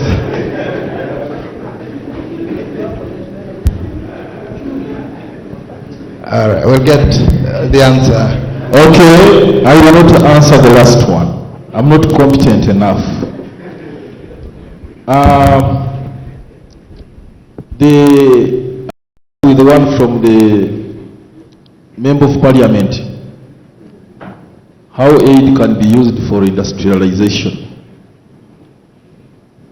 Well, it depends on your strategy as a country, how to use aid. There are times when aid is necessary. Remember when we were coming out of war, the economy, inflation was 200%. There were no goods in shops. We needed import support. We needed to stabilize. You know, we need to recover. But it also depends on how we use our own resources. The resources available to the nation are not only aid money. We also have our own resources. So it is not in the interest of OECD countries to support industrialization, even to ensure that aid is used in a manner that creates jobs. You know where aid has been going? To the social sectors, to poverty, targeting the poor. Where are they? That type of thing doesn't create jobs, does not industrialize. So it is up to us to develop our own development strategies that promote industrialization. Number two, on how much are we paying debt service? I think that one, maybe Dr. Muhumuza could help us. He might have the numbers, the audience. What I know, we are servicing debts every year. Interest plus the stock every year, and it is not little. The consequences of not paying are severe. Very severe. They will suspend the program, no donor will touch you, and the situation will be worse than compared to where we are today, especially when we are aid dependent. Okay. And until we increase our own revenues. Thank you very much. We'll take a break right now. We'll be back with the next session. Thank you very much. We'll take a break right now. Thank you.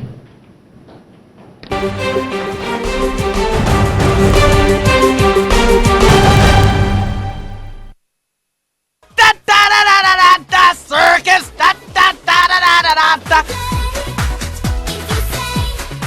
Hello, my friends. Guess what? Our favorite rainbow pullout is the magazine. Yes. It's got more fun, challenging puzzles, more coloring activities, more interesting comics, and cool stories to read. My mommy and daddy are getting me a copy every Tuesday from the Daily Monitor. Ask your parents to get you a copy too. 3, 2, 1.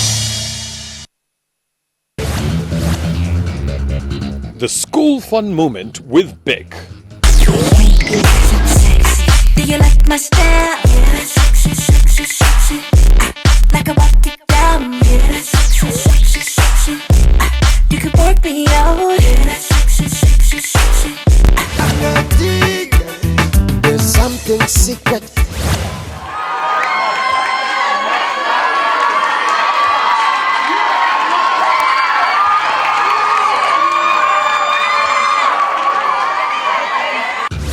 The School Fun Moment was brought to you by BIC. I want to use BIC because I want to write my future. Think big. Write BIC. Pick your BIC for this back to school. Distributed by African Queen Limited, the #1 distributor in Uganda.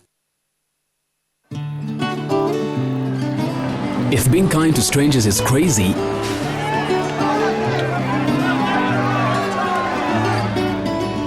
then Africa is the craziest place on earth. With open hearts and minds, we cherish every day. Reaching out to everyone is our way. One world, one love, is it so hard to understand? There are no strangers in this land. If it's crazy, then let's go crazy. Spreading kindness near and far. And if it's crazy, call us crazy. Let's go crazy.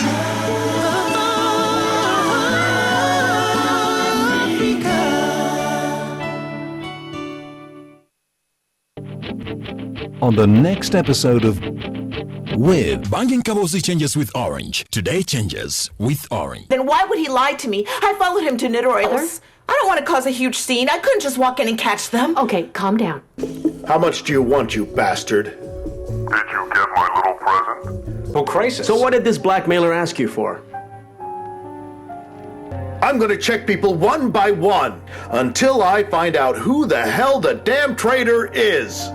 Get more on Net Minutes than on any other network while using Uganda's clearest signal. Dial *134*1# to subscribe. Banking Kabosi changes with Orange. Today changes with Orange. Terms and conditions apply. I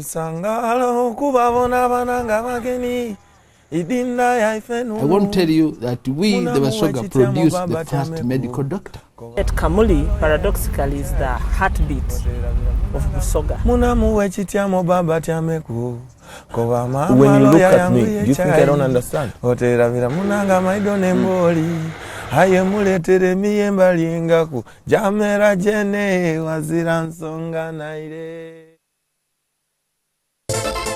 oba nnyabo wawulidde akazanyo ka Powerball leka naawe beera mu kirasi kano akazanyo kagesa mikisa gyo era osobola okuwangula obukadde 2 bweddu londa enamba zo 3 okuva ku 1 ku 9 era oteekemu omusingo gw'ensimbi gw'obweyagadde osobola okuzanya akazanyo kano ka Powerball ku buli ttabi lya Sports Betting Africa oba ng'okosa SMS. Funa endagiriro y'okuzanya akazanyo kano ku SMS ng'oweza ekigambo how mu luzungu ku 7733 ku Luganda owereze yiga ku namba y'emu 7733. Buli bbalaza n'olwokutaano ennamba za Powerball zijja kuzanyibwa ku lutimbe lwa NTV ku ssaawa 12:55 era ennamba yo bw'enaabanga erabise ojja kuba buwanguzi wa nsusso.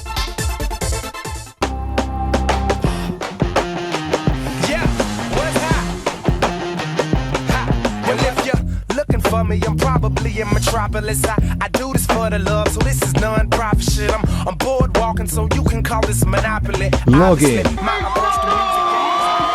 NTV so magnetic. Bobanga dalo yagala kunya omuntu tabeera nze.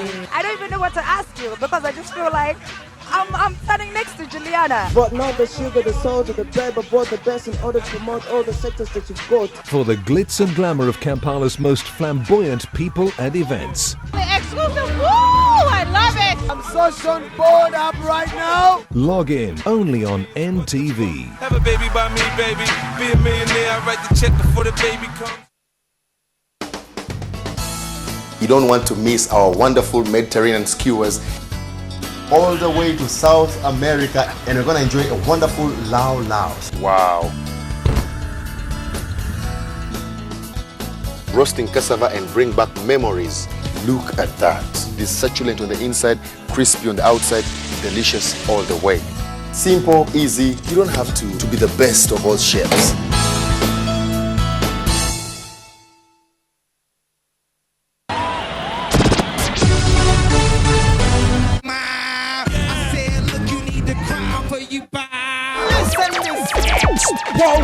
Join Cats and the Platinum DJs as they bring you some mad DJ skills and crazy video mixes.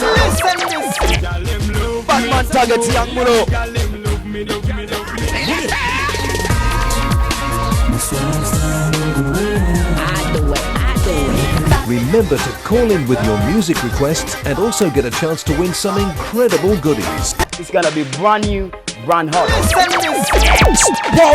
We don't stop rocking the nation. A story that began very far from here, with a suitcase full of dreams and the hope for a better life. Where a long journey will take Marissa to the capital of the world. And it is here that a beautiful story will begin. The story of a woman whose job was to go unnoticed, but very soon. Where are you taking him? To the park. Can I come? A little game You should try this on. No, wait, what do you mean try it on? will change her life forever. Lalo's here to see you. Good afternoon.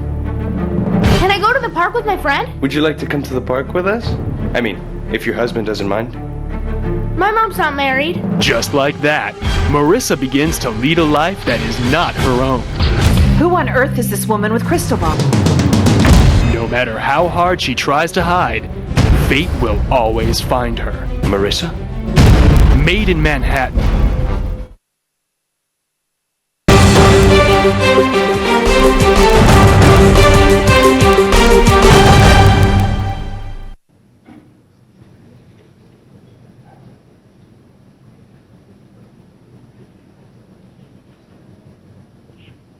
All right, welcome back to this afternoon session. This is the third annual high-level policy dialogue on the budget at the Sheraton Hotel, live on NTV. Was supposed to be live on KFM, that wasn't possible. The theme is the budget policy and priorities, rethinking public expenditure to grow the economy and create jobs. Our second session is on intergovernmental revenue sharing and the fiscal transfer system. We shall have a lead presentation from Dr. Fred Muhomuza, advisor to the Honorable Minister of Finance, Planning and Economic Development. He will speak to us for about 10 minutes. We shall have panel responses. I'll introduce our panel right now. We have Ms. Gertrude Gamwera, Secretary General of the Uganda Local Governments Association. You're most welcome, Ms. Gamwera. We also have Mr. Samuel Amule, Commissioner District Inspection at the Ministry of Local Government, and Mr. Adam Babale, Senior Economist at the Local Government Finance Committee. I'll invite right away. We shall have a plenary discussion after they have spoken to us. Let's hear from you, Dr. Fred Muhomuza, in 10 minutes. Thank you. Thank you, the organizers. Let me not enter into my 10 minutes. Protocol observed. I think I want to stick more to the broad theme of budget policy priorities, rethinking public expenditure to grow the economy, and these are my personal views. In no way are they the views of the ministry or the minister.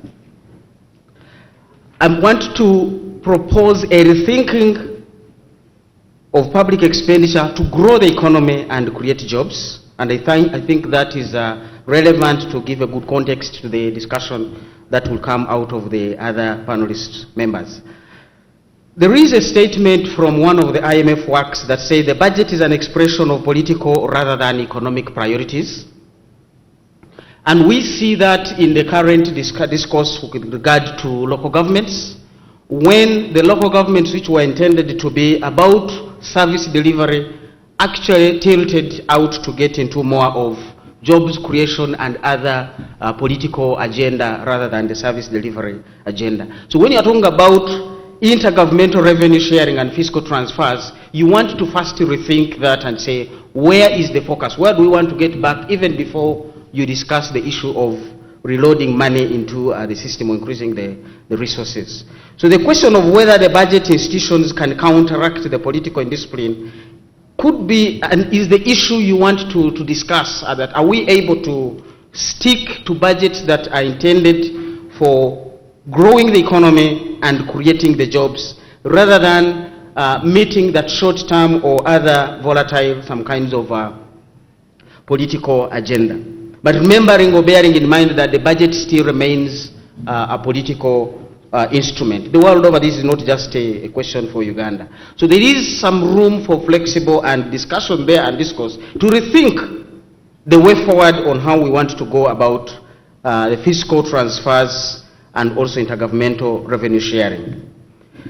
What you have in the literature is that representative electoral processes tend to achieve more inclusiveness.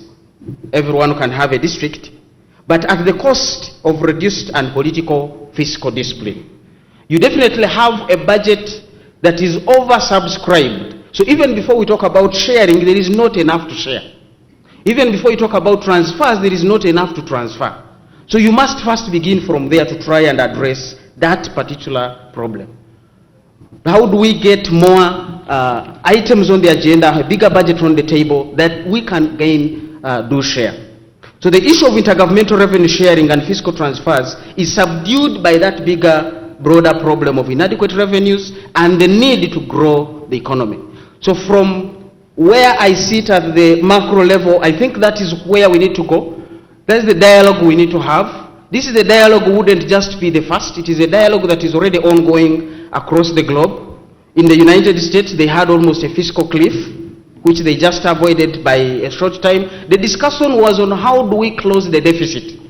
Because America failed, even after borrowing $17 trillion, they still needed to borrow more, but they had hit the limit. So they said we must reduce on our deficit, we must reduce on our expenditures. And the debate was, how do we do this? The Republicans said we impose more taxes, or rather we cut the government expenditure. The Democrats said we cannot cut government expenditure when we are taking care of social programs and all these unemployment benefits to the people who have no jobs. So we can only increase taxes. So that debate is still out there in America, but it's for them, they engaged in the debate. In Europe, the story is different. They have agreed to do austerity budgets, cut government expenditure, downgrade the services, the public sector, reduce the size of government and lay off, remove all subsidies and all sorts of things that are within the government. This is the discussion we need to be having here, because we do not have adequate revenues and the needs are many. And as the minister has said, if you're going to move the budget from 51% consumption into development, you're not just going to increase the development budget without cutting that consumption. And cutting that consumption means you must rethink the public institutions. The freeze on formation of new local governments is welcome, but we already have not one too many, but many too many.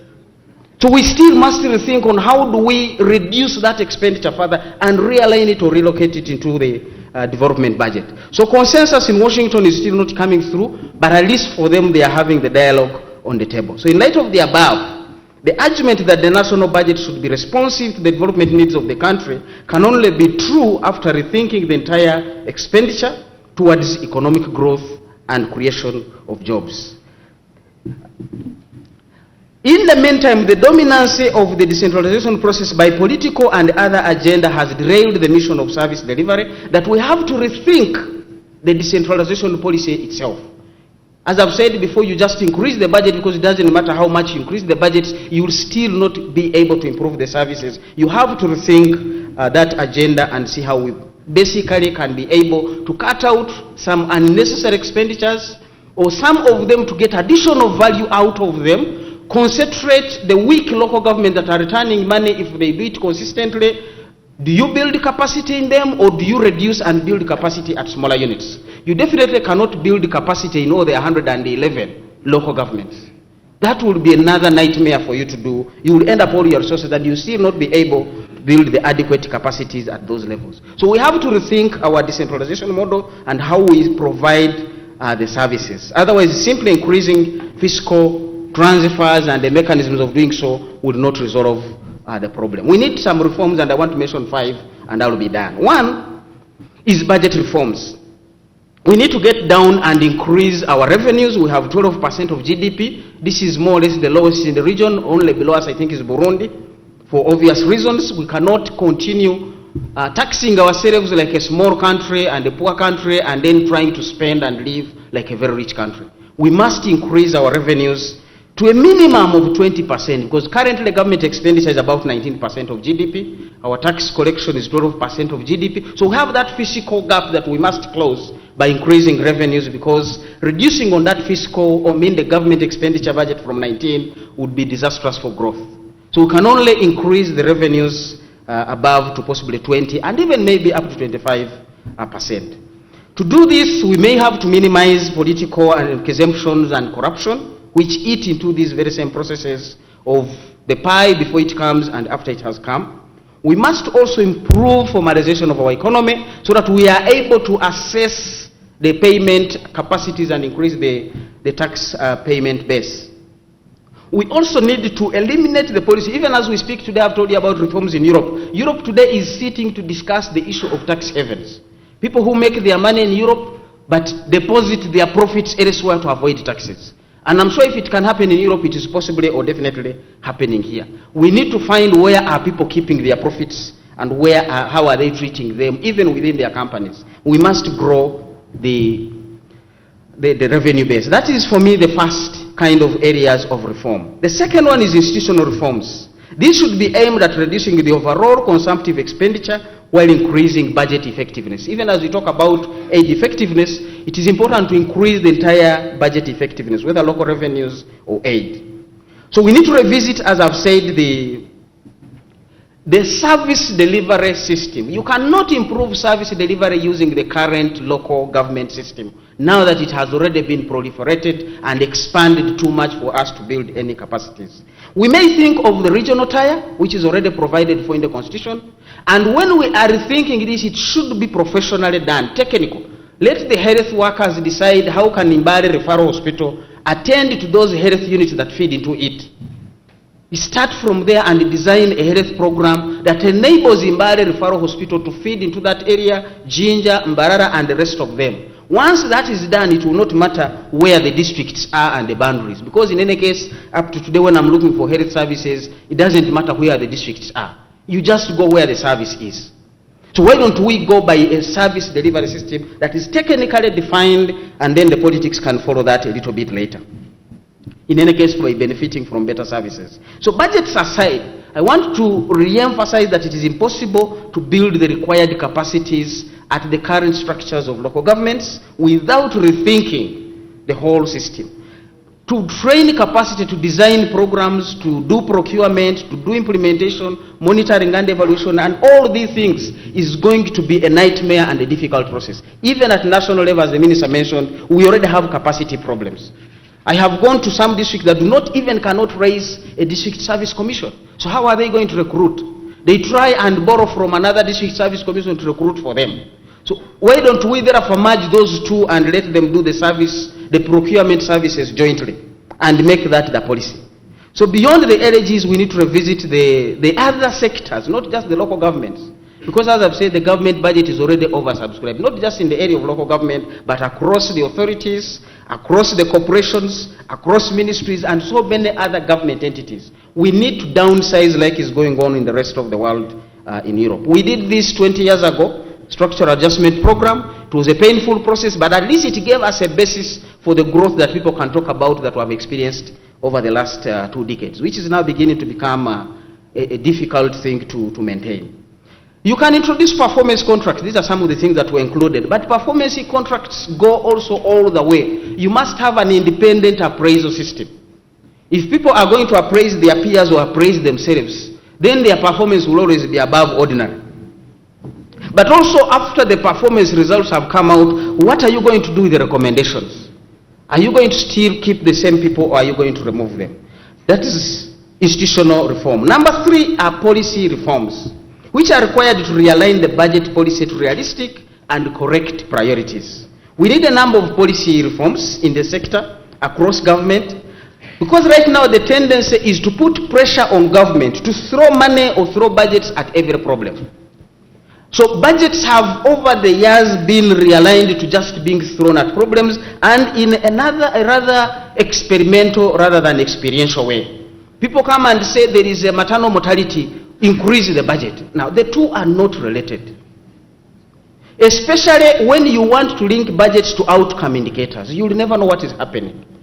Put a budget for capacity building. Put a budget for this. These are two far-fetched, distant things. You want to articulate your budget down at input and output levels, as the minister mentioned. We know what goes into maternal mortality. So attach budgets to actually these kinds of things.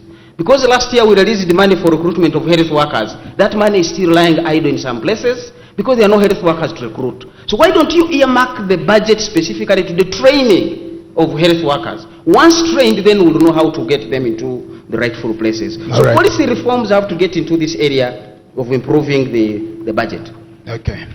Number 4 is macroeconomic policy reform. We must get back to where the macroeconomics does matter, where the institutions of the budget actually are enabled to protect the budget and defend it. The medium-term expenditure framework was a planning tool, not a budget tool. Because of advocacy of people who kept saying, increase our ceiling, we now have too much money in the economy because the medium-term expenditure framework was subdued. Now, because of too much money within the economy, you have another problem that actually negates growth and jobs creation. Too much money in the economy will trigger central bank reaction.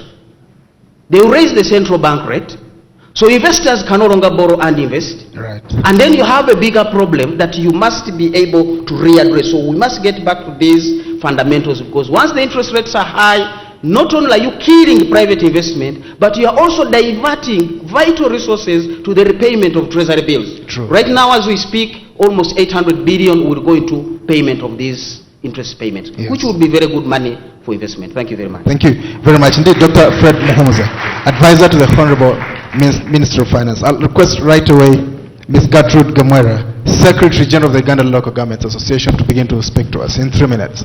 Thank you. Thank you very much. Good evening, viewers and participants in this policy dialogue. I want to thank Dr. Muhumuza for his paper presentation. We are looking at the whole issue of the subject of financing local government service delivery, if I may quickly put it so. But there are a number of issues surrounding that whole area of funding of local governments.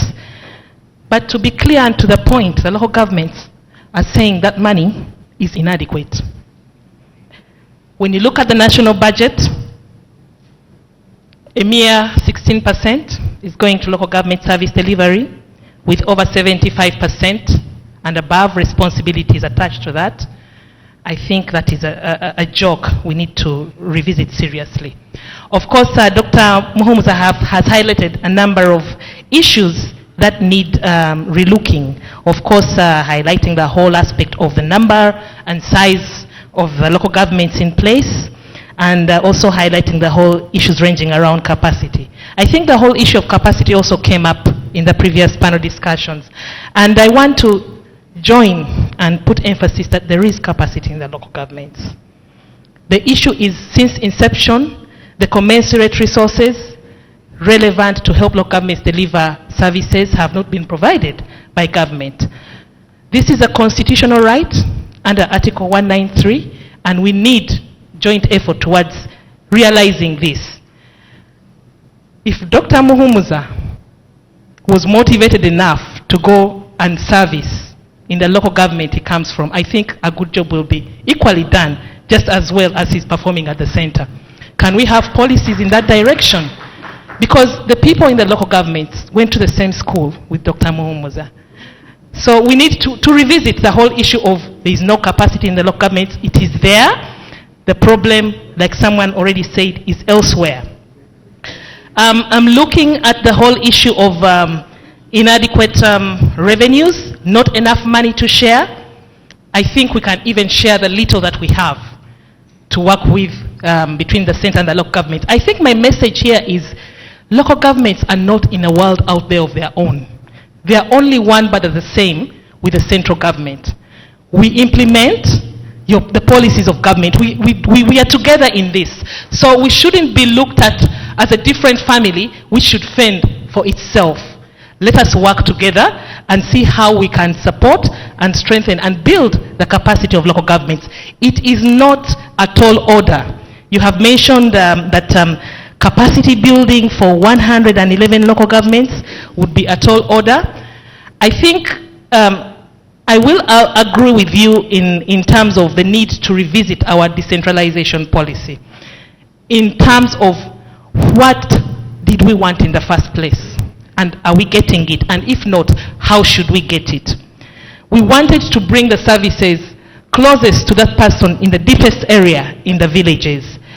Having 111 local governments, for me today, wouldn't be so much of a big problem, but how have we been doing it is the issue. So actually we are happy with a moratorium.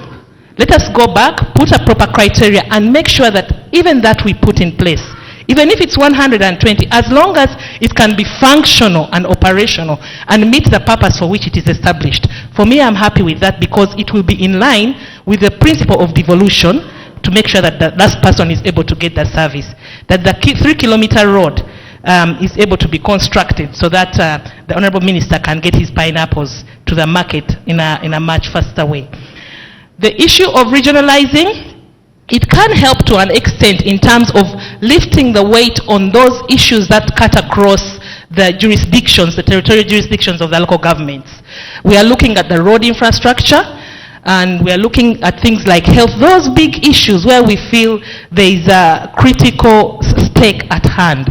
We can revisit them and place them at probably a regional level, like you say, so that we can be able to guide the investment in a much more, in a better direction, if I may to say so. So what am I saying?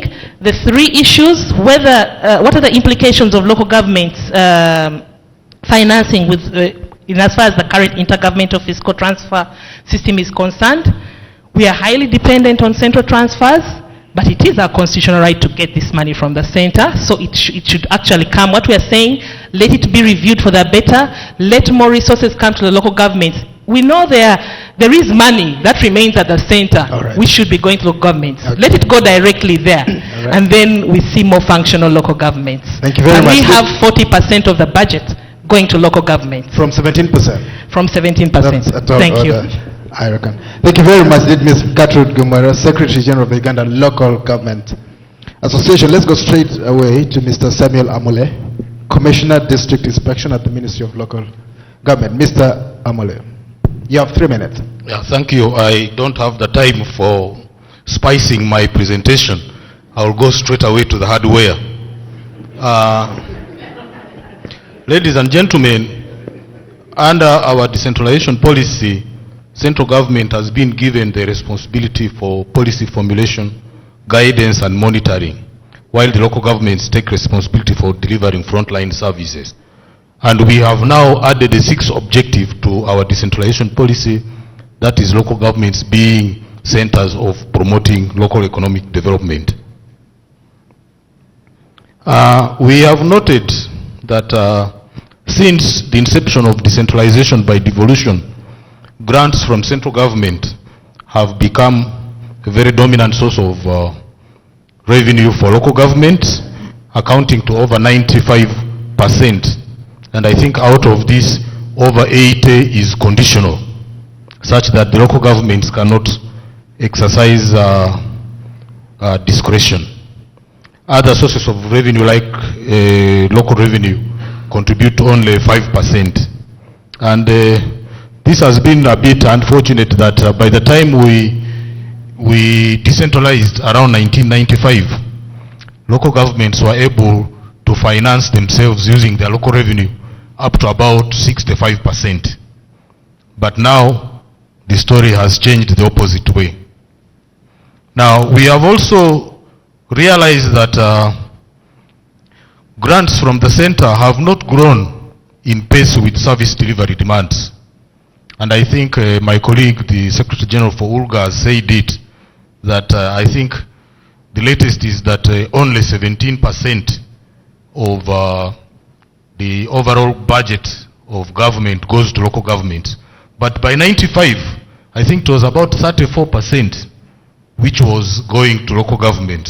But as of now, it has been continuously dropping, although in absolute terms it is increasing. Now, another area that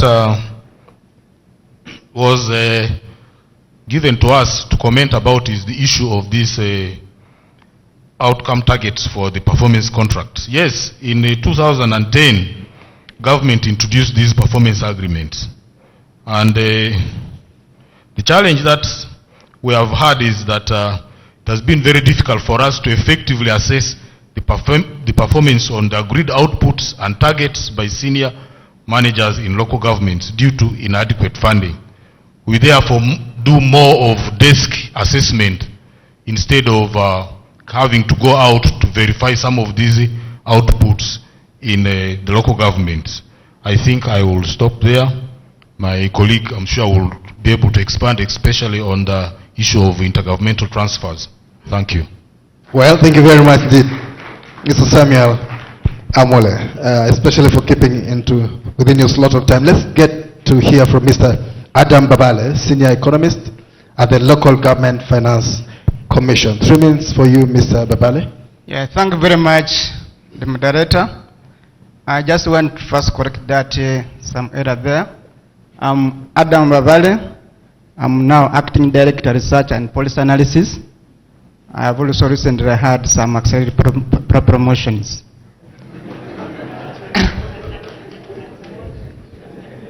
So, Mr. Moderator, I wanted to address some area which my colleague, Dr. Fred Muhumuza, who is my OB, has somehow avoided, but referred to it when he was talking about some areas of maternal and so on. And this is the issue of determining what goes to local governments. Now, we have a constitutional provision which my colleague alluded to, the one from the Secretary General Uluga. Article 193 is very clear. It tells us how we determine the unconditional grant, how conditional grants comes on board, how we derive the beneficiaries of equalization grant. But in our annual discussions and budgets, these we assume like they never exist in our constitution, and we move ahead to determine ad hocly. No matter, no wonder we have observed what we are calling a silent policy of freezing local government transfers, except wages. If you go and examine sectoral transfers for services, they have been stagnant for almost 10 years. And you alluded to it, maybe they are uncomfortable with the creation of so many. So what would have gone to services goes to the wages. No wonder we have so many health units without workers or not operational. We have a backlog of roads which are not maintained because the money which has been going for roads maintenance has been the same for almost 10 years. And yet we have been opening more. So we have had this silent policy of holding harmless. You know, you keep, like for the last 2-3 years, we have had budget call circulars telling local governments the IPF for next year is the same as for last year or this year which is running. So we have been doing that for them. And so I want to agree with him that we need reforms. And among the reforms is to have or to enhance the legal provisions in the Constitution to provide for accountability. Article 193 specifically says, for every financial year, the President will cause to be presented to Parliament, money is going to local governments. But when the budget speech is read to Parliament, you may listen and you not hear about how much of the national budget is going to local governments. So we need more discussions in the budget process on services in local governments. What is this proportion and what is it intended to achieve? The other issue which we need to look at, there are people who have been, okay, the neighboring countries have been studying our system and they have noted we had weaknesses. In our neighbor Kenya, they have instituted what they call a commission for revenue allocation. Here, we have a situation where the one party is giving to the other. And there is that saying among the Baganda that omugabite yesera. So we are now trying to, so that situation should change. We should have clear methods, clear mechanisms for sharing of these resources. All right. 1 second inside. One on the last one, the implication is for the local performance contracts.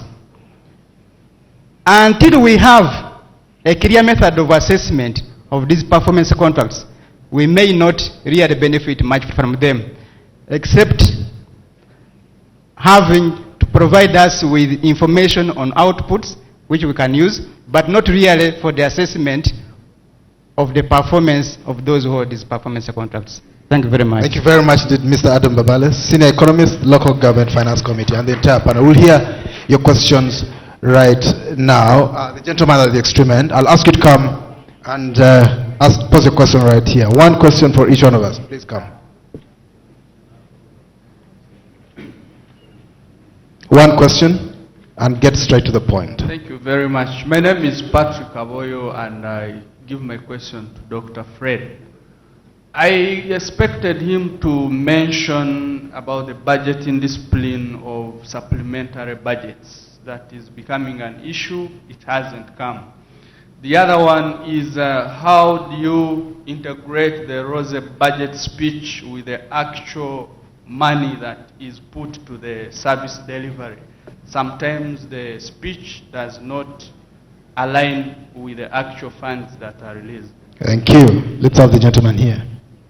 And then you. Then we'll come to you, sir. And then the gentleman at the back. Honorable Betty Kami as well. Let's have you. There's another microphone at the back. You can make use of it when I ask you to step forward. Thank you. My question goes to the local government.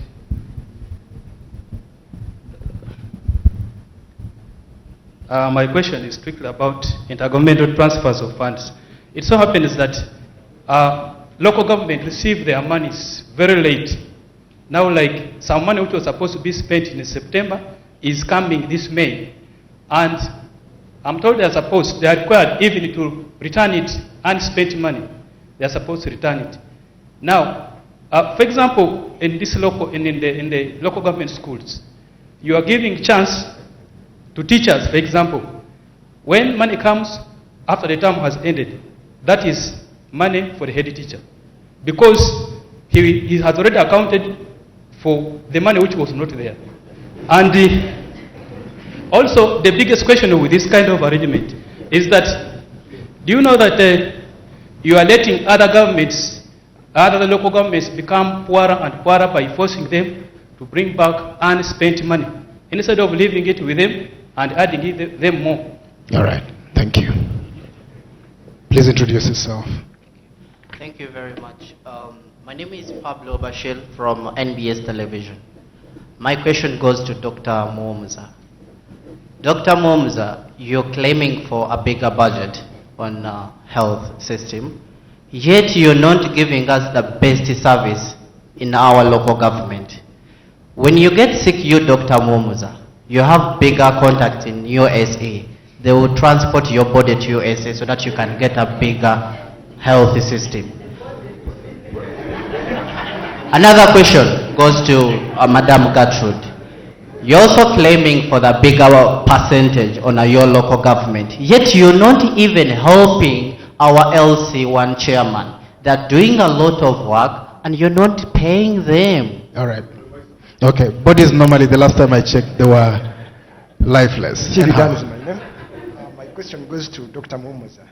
I would like to hear from him as to whether he's at liberty to share with this august audience as to the highlights of that study that his ministry commissioned a couple of years ago on the reduction of the cost of public administration, probably as a starting point. And lastly, I don't know why this creature, the regional tier, is not operational. If he has any information, please. All right. Let's Mr. Fred Waburi at the back. You can use the microphone. You can use that microphone. Then we shall hear from Honorable Betty Kamia right here at the front. There's a microphone at the back. Thank you very much. My name is Ramadan Govi. I teach economics at Makerere University Business School. Dr. Muhomuza, you've said so many good things which are supposed to be done, and we've been discussing some of these issues in different forums. And you are actually dealing with normative economics mainly here. You are the advisor to the minister. What is the problem exactly? Are they not getting this kind of advice at that level? Should we say that some advisors have come, those who advise the president have at least told us that he doesn't listen sometimes to their advice.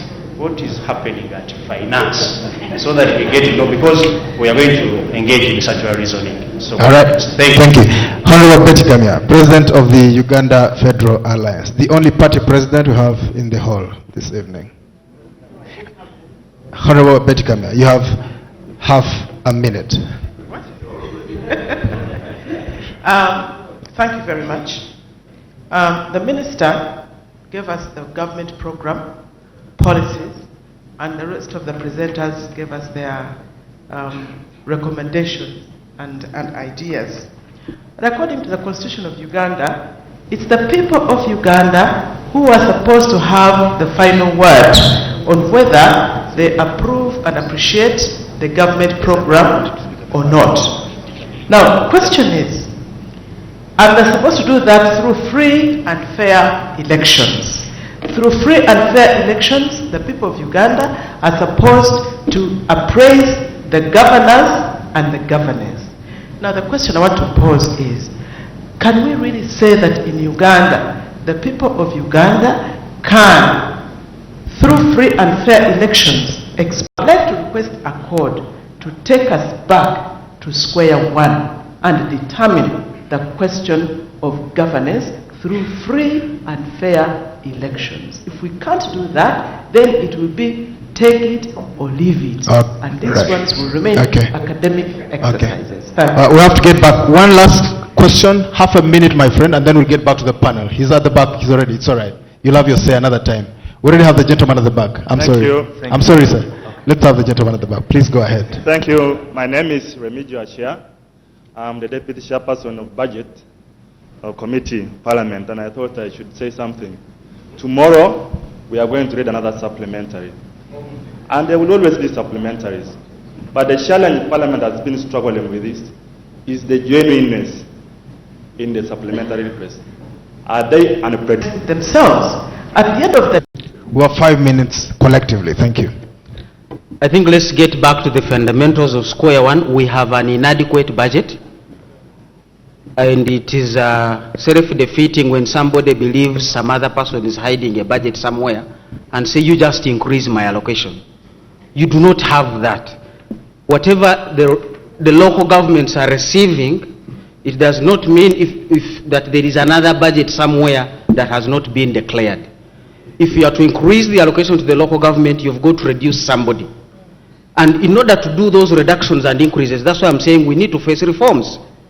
Who reduces theirs and on what logic? So you want to avoid what Honorable Achia is exactly mentioning, just suppressing people on no basic reasoning. We must work out that in a detailed way, and that comes via a reform process. To see which institutions are necessary, which priorities are critical, how do we address them. But beyond that, we must work to increase the pool of the budget. As I said, we have only 7. Local revenue is about 7 trillion. Now, if you go by what the minister told you, if you want a functional, effective local government, 59 billion, round it up to 60. They are 111, plus a few other things. For simple mathematics, take them to 120. You need 7.2 trillion. You will have wiped out the entire budget with the local governments. What do you do with the rest of the issues? So it's not just a question of raise my budget, let's revisit the entire structure. Otherwise, you will continue with those who can, flexing muscles, getting a supplementary, and suppressing others. It is not indiscipline, it is actually trying to manage a very complex process that can only be solved by reseating and resetting the counter. We have tabled the public finance management bill in Parliament, which we think will go a long way in resolving some of the alleged indiscipline that is within the budget, including the supplementaries. And again, the returning of the resources, you cannot leave the resources with the local governments. Government operates non-accrual accounting system. When the year ends, we reset the counter. If you have programs that are still running, you can rebudget them in the subsequent budget, but also the Secretary to Treasury makes a provision. If it is critical for you to retain that budget, people can apply and retain these budgets. But some local governments do not even have these competencies. And I don't like it when people think that their capacity is down there. I have been to health center 4s headed by a medical assistant. They're supposed to be headed by doctors. What capacity is that? I've been to health center 3s headed by nurses. These are not capacities that we're talking about. Some don't even have these personnel within them. So let's face the issues squarely. Otherwise, we cannot improve these health services by just trying to talk in the normative sense, as my colleague here is saying. Whether the president takes the advice or not, I have already alluded to that. This is a policy process. A policy process has several actors, including civil society. And some of the responses we did to civil society pressures have distorted the budget allocations. So it is not just one person who takes the rule. It is a process. It involves different actors, all of them playing their role, and you cannot say one person here or another person here. Of course, at some points, some people may have a veto power or slightly more power than others. Not everybody is cherished in a football team. Thank you very much. Thank you. Let's hear from, do you have somebody else who would like to respond? Yes, I wanted to give a response. I think on the issue of return of unspent balances, Dr. Muhumuza, you make the policies, they can be revised. I think we need to realize the importance as to why this money goes down there and make sure we make the right policies to make sure that local governments can use that money. You can imagine, I think they received money last week, and June 30th is around the corner, and they've only received actually the recurrent budget, not even the development money. So these are issues you need to go back and look at. On the issue of LC1, LC1s are administrative units that had to rely a lot on our local revenues. And this takes me back to the whole issue of inadequate revenue. Let us come up with joint strategies of working together, center and local, on how we can invigorate our economy to get more money out of it. Let us look at tax education squarely in the face and bring people on board. and adopt measures discussed before, involve the private sector a lot more. For us as local governments, as yesterday, soon as yesterday, we were talking about putting local governments at the center of developmental planning, talking about local economic development. Work with us and let's see how we can, what mileage we can make. Can people of Uganda, this is the question I had from Honorable Betty, can people of Uganda hold their leaders to account? We as local governments have been saying civic education, create more awareness, provide platforms for accountability, upward and downward accountability, social and the rest. I think these are the sentiments I wanted to share. Thank you. Thank you very much indeed, Ms. Gertrude Gumera. Mr. Amole? My colleague has partly touched on what I wanted to respond to. This is the issue of the return of unspent balances. This is a legal provision under the Public Finance and Accountability Act, Section 19(1), that money unspent should be returned to the consolidated fund. But in the local government financial and accounting manual, there are provisions for retaining committed unspent balances. So local government should take advantage of that. Okay. Now, the finance bill that we have been talking about, this has been one of the issues that we have been fighting for with my colleague from the association. I think for some of you, when you come across that bill, I think look at that part of returning unspent balances. We'll take a break right now. We'll be back for the third session, Budget Policy as a Tool Against Corruption. Thank you very much indeed. Lead presenter, Dr. Fred Muhumuza, advisor to the Honorable Minister of Finance, Ms. Gertrude Gumera, Secretary General of the Local Government Association, Mr. Samuel Amule, Commissioner, District Inspection, Ministry of Local Government, and Mr. Adam Babale, Senior Economist, Local Government Finance Commission. Thank you. Do stay here. The next session will kick off shortly with Charles Mangosha.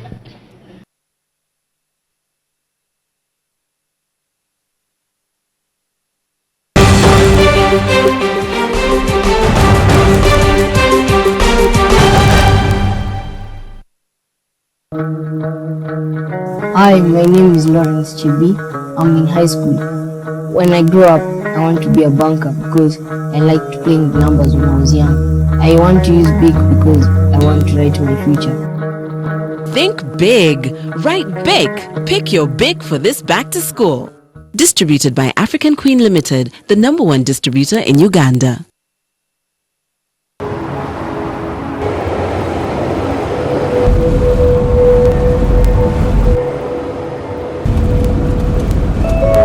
And the change of government won't stop a thing. I've run out of fingers counting the number of multinationals setting up here. What about the 3 companies that announced their plans to launch last week? I say they're shortly. Me, I'd be looking to sell. At what price?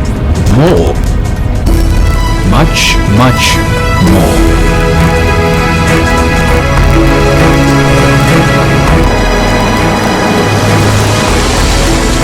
I don't know who you are or how you know these things, but one thing I'm sure of, you're in the wrong job. Here, call me tomorrow at 9 o'clock in the morning. I'd like to hear more from you. Are you ready for your big break? The East African, understanding the region.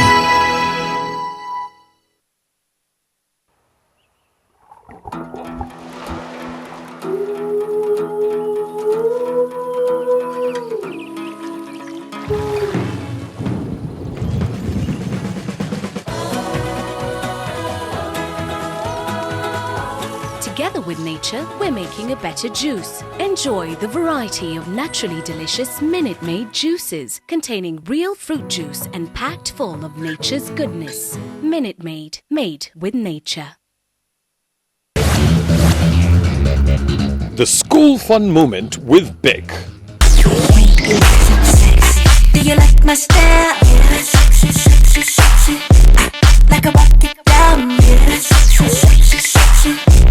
You can work me out. Yeah, sexy, sexy, sexy.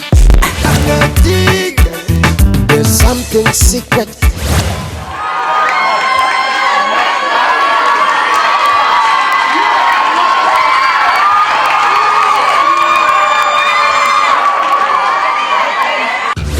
The School Fun Moment was brought to you by BIC. I want to use big because I want to write my future. Think big. Write big.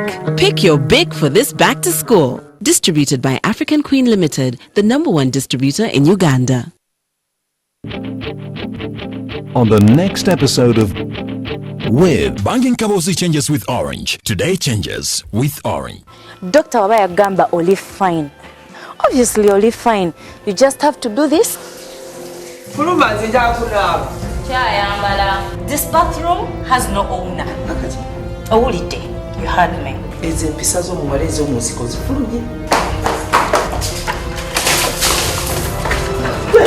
What has just happened? What has happened? Get more on-net minutes than on any other network while using Uganda's clearest signal. Dial *134*1# to subscribe. Banging Kabozi changes with Orange. Today changes with Orange. Terms and conditions apply.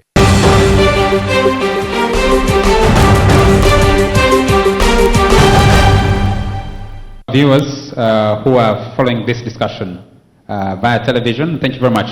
For the audience that we have here at the Sheraton Kampala Hotel, we're still debating. This is the 3rd annual high-level policy dialogue on the budget.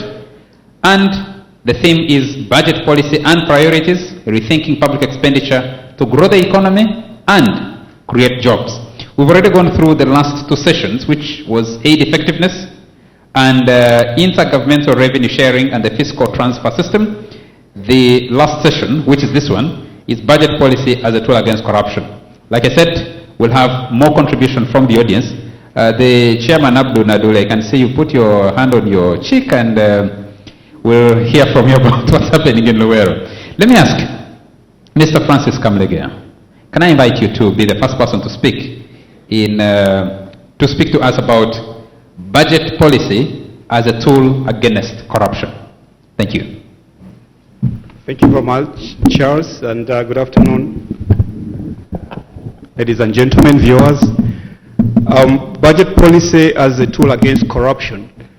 Dr. Muhumuza here defined the budget as an expression of political rather than economic priorities. Now, for a budget to be a tool against corruption, one has to assume that the political will is there to prevent corruption. Otherwise, the budget could actually be a tool itself for corruption. So I'm going to approach this subject from the perspective of the budget policy as a tool for effective service delivery.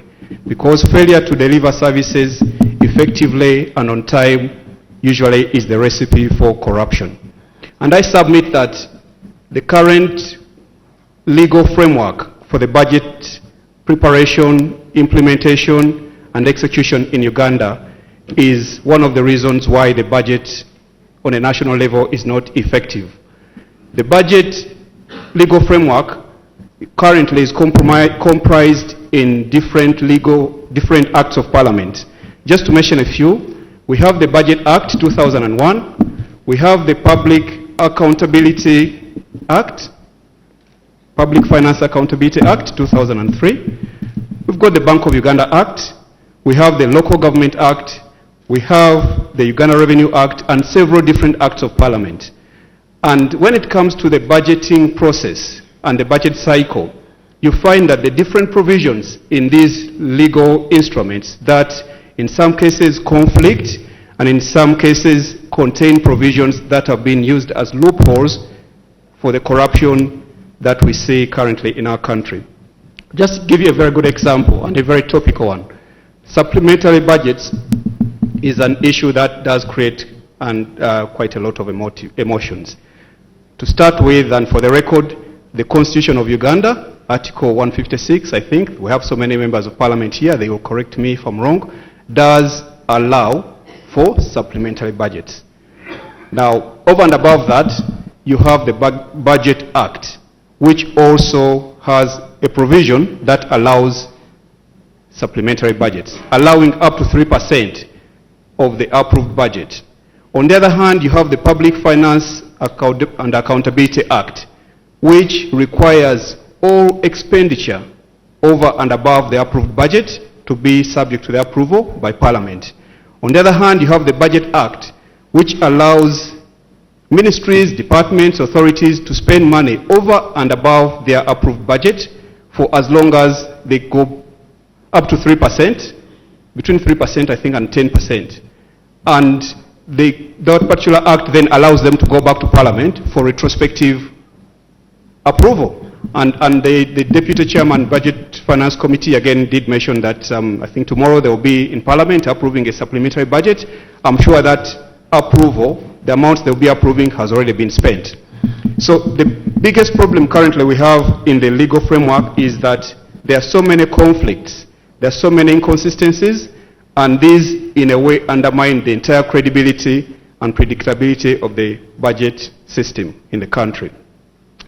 The good news is the government, Parliament, and policy makers as a whole do acknowledge this problem we have in our country. And I have to say that the Public Finance Bill, which currently is before Parliament, is a very, very good attempt to address this particular challenge. For starters, one of the challenges in the current legal framework that I've outlined in terms of the budget cycle is even the timings itself. We've heard from the former panelists that some local government have just received their releases for financial year FY12, FY13, which is ending in 6 weeks from now. And again, as an accountant, I can tell you that for as long as we use cash accounting, there is no basis, neither is there a legal provision for keeping monies that have not been spent. Because the accounting convention that the government follows is you spend based on cash and you appropriate based on the releases. And if you haven't spent the money goes back in the treasury. So the Public Finance Bill is a very good attempt in the sense that it is aiming to integrate so many different provisions existing in different acts of Parliament into one consolidated act that in a way is going to give back, in my view, power back to Parliament, especially when it comes to supplementary budgets. The particular provision that I quite liked is the contingencies fund. And again, those of you who are familiar with the Constitution, Article 157 does provide for the contingencies fund. But in this particular bill, they are proposing that a contingency fund will be set up. That fund will be prepared on the basis of the prior year's budget, up to 3.5% of the prior year's approved budget, and that fund will just basically be the pool of finances from which the government, ministries, departments, authorities, agencies can appropriate and seek additional funding in form of supplementary budgets in the event that there is need for that supplementation. The other particular new development introduced in the Public Finance Bill is the fact that it will ensure predictability and integrity of the budget system, because I think we all acknowledge that supplementary budgets have undermined the entire budgeting system, and asking for a supplement 3-4 months within the financial year just undermines the entire credibility of the whole process. The other issue is the budget cycle. Again, the new bill, Public Finance Bill, does fast track the whole budget system, because the budget cycle, by requiring the budget to be largely agreed upon by Parliament by the time the ministers read the budget in mid-June. Currently, we have a system where, just by way of example, this next financial year's budget is to be read in mid-June. It's possible that a lot of these amounts that are going to be presented to Parliament have not been agreed upon by the ministries, by the departments, but most importantly by Parliament, who has to approve the budget. Now, in practice, that takes another 3 months, from June up to about September, October, when the budget is being debated and discussed, and appropriations here and there, and honorable members burning midnight oil. It happened last year to find money for teachers, medical practitioners, which is a good thing. But that should not be happening within the first quarter of the financial year. So the objective and the intention of the new bill is to bring forward the whole system so that by September, within the current financial year, already conversations and discussions are taking place about the following year's budget. by end of May, largely Parliament should have agreed upon the budget expenditure for the whole year. Most importantly, by 1st of July, the budget should be implemented, and there should be appropriations, there should be disbursements going to ministries, departments, agencies to execute government work, as opposed to what we currently have in the current environment. And then finally, one final remark, again about the effectiveness of the budget. Few commentators here have talked about oil and gas revenues that are on the horizon. This new bill also has introduced very, very good best international practice provisions relating to the management of oil revenues when the government starts receiving this money. And what's important to acknowledge here is that the government has been very categoric that, oil revenues will come into the consolidated fund, a different fund within Bank of Uganda, but they're not going to go directly into the budget.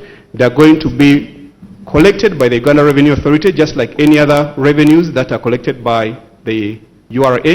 They're going to be deposited into the Bank of Uganda Petroleum Fund, and then that fund will be used to finance the budget based on the need as it arises, as opposed to having a parallel financing arrangement or source for the government. And I've got to say that is really best practice, and we've learned from the best at this, whether it be Norway, East Timor, Trinidad and Tobago, Ghana is following that. And the issue obviously now for honorable members when it comes to oil revenue is to deciding how much of that is put away for future generations in terms of sovereign fund, and how much of that should be spent to clear the backlog of the huge infrastructure deficit that we have as a country. And again, there will have to be a balancing act, because it's one thing trying to put away so much money for the future generation, but in my view, the future generation, I'm sure, would value a country that has roads, has a functioning rail, medical facilities, good functioning education system, as opposed to trillions and trillions of dollars in a US, Swiss, most likely Jersey, foreign bank account. I'll stop there, Mr. Moderator, and thereafter we'll take the panelists to make their comments, and we'll allow as much time as possible for the rest of the members to contribute. Thank you very much. Before you leave the podium, I'd like to ask one question before you leave the podium. You talked about the new budget, the new bill that is being debated, and the funds that are going to be put away from the oil revenues. Yeah. The question is, how much insulation is there in that law? Some people have previewed that bill, say that it is actually trying to consolidate all the resources so that to allow government more of a free hand on how to spend the monies. Maybe Godba will help at some time, but it doesn't seem to matter in Uganda today that you have a budget policy, you have a framework paper that is presented, and that you are sticking to that. From what we have seen previously, when we needed money to buy jets, we went and found the money, and then sorted ourselves out later. When we need to spend money, those perennial supplementary budget seekers still go, spend the money, go to Parliament for approval, to basically rubber stamp an already handled expenditure. And the third question is, if you compare budget discipline vis-a-vis the money we borrow from external donors and the domestic debt, which nobody ever discusses, you find that you still have issues with the budget policy as a tool especially against corruption in Uganda, and whether it can help the budgeting process is actually useful in helping Ugandans get what they need out of the money that they pay in taxes. Charles, I'll respond to that and allow the panelists as well. I think for as long as you approach the current public finance bill on the basis that, same old story again, then it's very easy to be cynical. I think what one needs to acknowledge is the fact that what has happened in terms of governance and corruption and the OPM and all the public stories we heard about the government payroll and government pension has really gotten people, the powers that be, to really acknowledge the challenge and the problems we have as far as accountability, governance. The development partners have used the opportunity to push the government to implement policies that they've been advocating for quite some time. They are very good policies, I have to admit. Now, if you look at the public finance bill and you consider the challenges that have existed in the past, a very good example is the supplementary budget. If a member of parliament from Kasese were to present, say, a bill seeking finance to go and address the challenges that the district is facing after the heavy torrential downpours, there would be merit in that. But if you go and ask for a supplementary budget to finance payroll, a payroll should have been budgeted for in the beginning of the year. If you expected additional recruitment, still there should be some, I think they call them environments, there should be some ability for you to be able to accommodate that. So it's very easy to be cynical, but I'm saying that for as long as the public finance bill is enacted as an act of parliament and provides for a contingencies fund, which is Article 157, I believe, of the Constitution, you'll have a fund that has already been approved, pre-approved by Parliament, and that's the fund that is going to be used for any emergencies. Because whether you like it or not, there will be emergencies which were never budgeted for. In addition to that, when you talk about expenditure... Why can't you put that money into the Ministry of Disaster Preparedness? We're supposed to have a fund there. Charles, the whole concept of a supplementary or a contingency is putting away money in the event that this money is required. Now, if you're giving it to the Ministry of Disaster Preparedness, then they also have to come up with a budget. There will be, is it Bududa? There will be a landslide in Bududa in May, and they have to come and say that in September. Now, if they come and told you in September, as they're preparing their budget, that they want 10 billion for a landslide which is going to happen in May the following year, I'm sure you would not take that very kindly. So it's putting money away in the event that money is needed. And if it's not needed, I believe it will go back to the consolidated fund. Thank you very much. Can I invite a couple of questions from the audience? Lydia Wanyoto wanted to say something. Could you speak to us? There's a microphone next to you, so you could use that. Lydia Wanyoto was until recently a member of the East African Legislative Assembly representing Uganda. Please, a quick one. Thank you. I wanted them to comment about the biggest challenge of the procurement processes.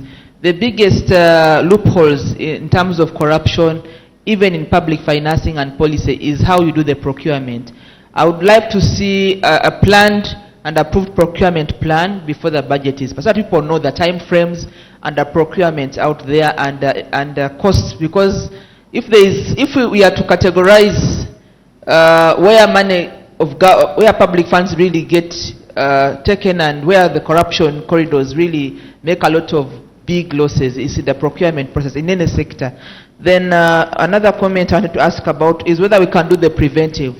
You heard about what Ms. Honorable Remigio Chair was talking about, is on the Budget Committee and also the Public Accounts Committee of Parliament. That's post-mortem.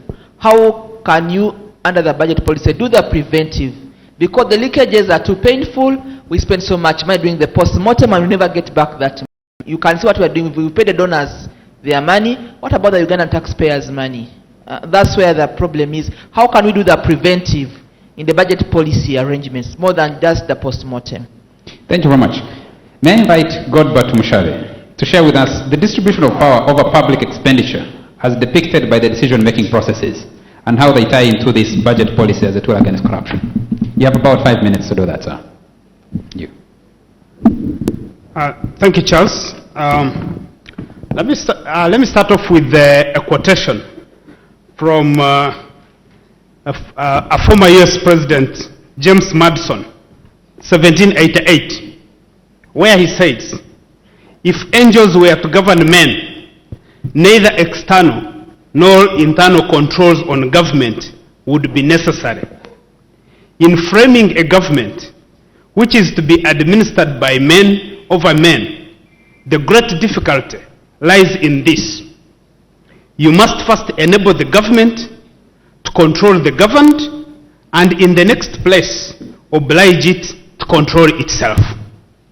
And I think for me that is the crux of what looking at using the budget process to deal with the issue of corruption means.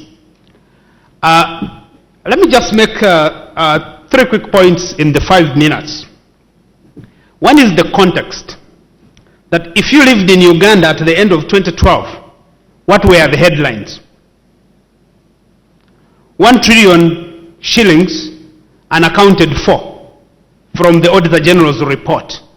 If you want to imagine 1 trillion shillings, that means you put 1 and 9 zeros.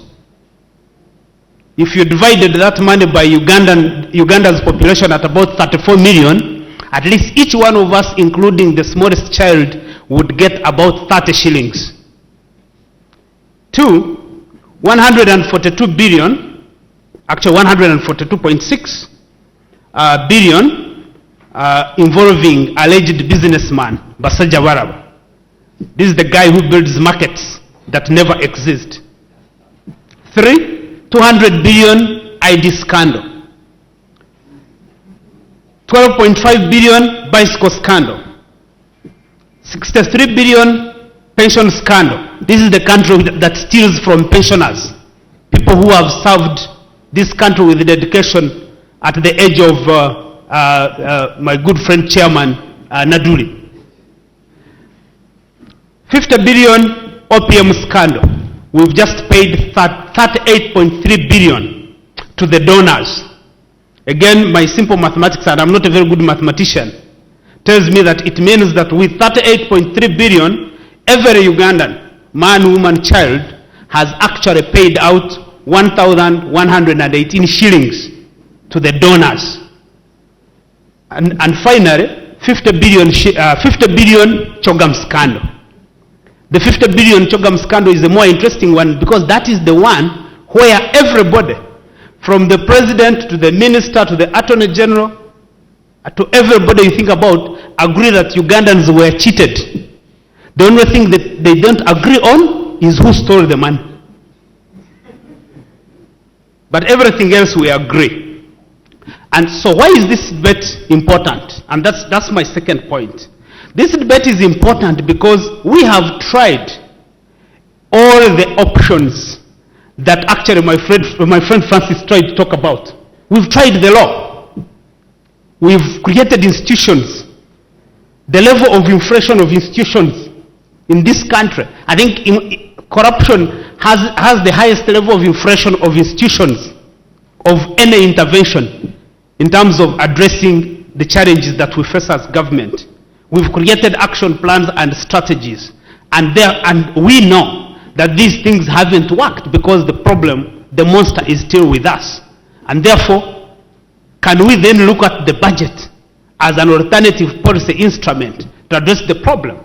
Because I think that it is very easy actually to think of another law and another institution and another policy. But I think my argument would be that we can actually look at the budget. What is it that is there? Since most of the money is actually lost through the budget process. So I want to put forward at least 3 quick proposals in terms of what I think could be done with the budget. And this is really focusing on issues of budget transparency, budget accountability, leading to budget discipline. Really the 3 of them being connected. One is that I think that we need to strengthen budget transparency.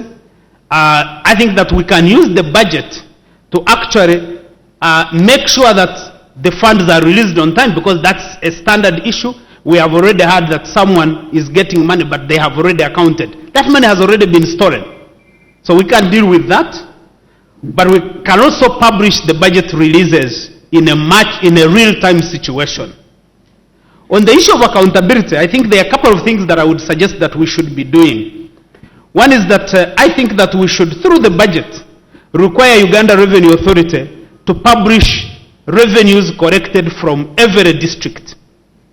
How much money do we get from a district called Chibuku or Chiriandongo or Mbale? And then we can begin to make sense of whether the chairman of Ruwero should actually be given the same profile as the chairman of Chibuku. Because if you are not contributing to our budget, then we should be asking, actually, what if we sent you home as chairman, Nadulu, we said, thank you for doing a good job, go home. Would a peasant in Ruwero actually feel that you have gone? 2, I think we can also increase accountability of political and other leaders by requiring them to file annual tax returns. That can we get these leaders, these MPs, we don't know whether they pay taxes. Even our president, he has a big farm. Do we know whether he pays taxes on his cows? You and I, we pay our taxes. So can we use the budget and ask every leader in this country, including Chairman Nadul, including you, that every end of the financial year, give us your tax returns, and then you begin to ask for transparency and compliance on the other parties. Finally, on the issue of budget discipline, I think that one of the things we could do is to make sure that we use the budget to improve discipline. And the immediate issue that comes here to me is trying to make sure that we don't use the budget to fund illegal structures. Now, the local leaders, they keep on telling us about funding for LC1 chairpersons. We know that those LC1s are illegally in office. The court has determined that. We failed to organize elections. Why do we use the budget to fund illegal structures? Isn't that just perpetuating indiscipline? So we can again use the budget to make sure that we weed out those illegalities, because corruption and theft of public funds is a product of breakdown in law and order. Two last points.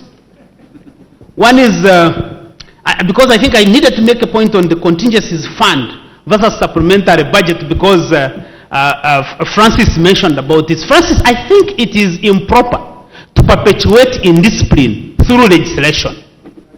Because when you legislate to create a supplementary budget before you even spend the money that you have, it means that you've failed to budget.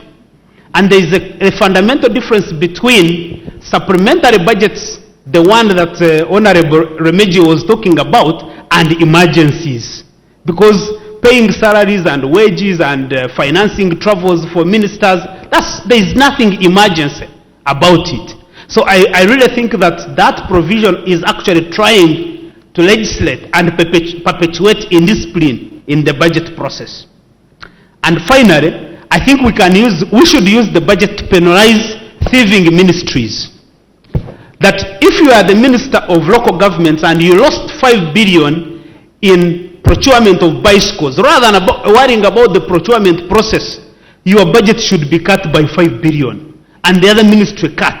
Then you will begin to see some level of discipline, even with those accounting officers that are responsible. The problem is that we keep on rewarding them with the money that they have stolen. So thank you very much.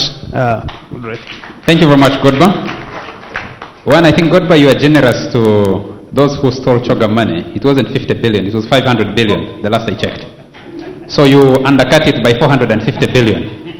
And my share would have gone higher if you had captured the full figure. Number two, I hear that even people who are organizing weddings have eliminated a budget item called miscellaneous. And the contingency fund seems to fall into that category of miscellaneous. If you can't budget for it, then don't include it, don't ask money for it. That's what some people say. We have people viewing us and sending us feedback via our Facebook, the NTV Facebook. They're still with us. Ogwang Tom Richard says corruption is killing the country. That is comment. Just that.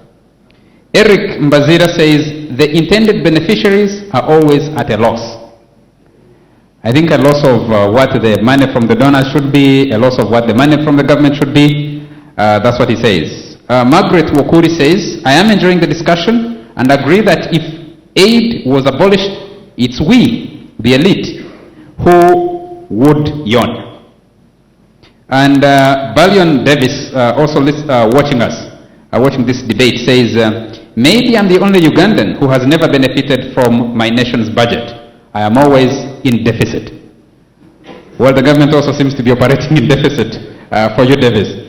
And Max Alipe says, focus should go to fighting corruption because the peasants are suffering. Can I get some comments from the audience before I come to Mr. Wereza from the Ministry of... Charles, you already had an opportunity, so let me pick the two gentlemen there. Please come and make, just say your name and put your question or comment very briefly in a minute. Thank you very much, Godba. I think it is very, very important as a country that we begin to pay very special attention to very core aspects of our budgets. Now, many times when we look at these budgets, I want to give an example of the district local governments. In the district local governments, we do our budgets based on plans that come from the sub-counties. And in this case, we look at key priority areas, we look at key sectors and budget accordingly. I am wondering how in this country budgets are being made, but every now and then supplementary budgets come up. What is the cure for supplementary budgets in this country? I thank you. Do you have an answer for that? What is the cure? Okay. The gentleman from NBS. Keep your question very brief. Thank you very much, Charles. My name is Pablo Bashir from NBS Television. My question goes to Mr. Is it Kenneth? Huh? Mr. Kamlegea, Mr. Tumushabe, or Mr. Wereza? From PwC. Huh? Okay, Mr. Kamlegea. We've been told that Chogam, very many people have taken the money for Chogam. Now, my question is, have you audited that money as a PwC person? Another question goes to oil sector. There are very many people who are eating money for Chogam, money for oil. Have you audited that money? Thank you very much. Thank you. Francis, you'll have to provide answers. Can we? Yes, sir. Keep it very brief. And Chairman Nadoli, I'll come to you in a moment. Mugabe Daniel is my name. Mine is to Godba Tumushabe. You said ministry's money should be cut, and when money is stolen, that the ministry's money should be cut. But it is individuals who steal this money. Why should ministries be affected because of individuals who steal the money? What happens to the permanent secretary or minister when they get transferred or fired? Maybe. Chairman Nadoli.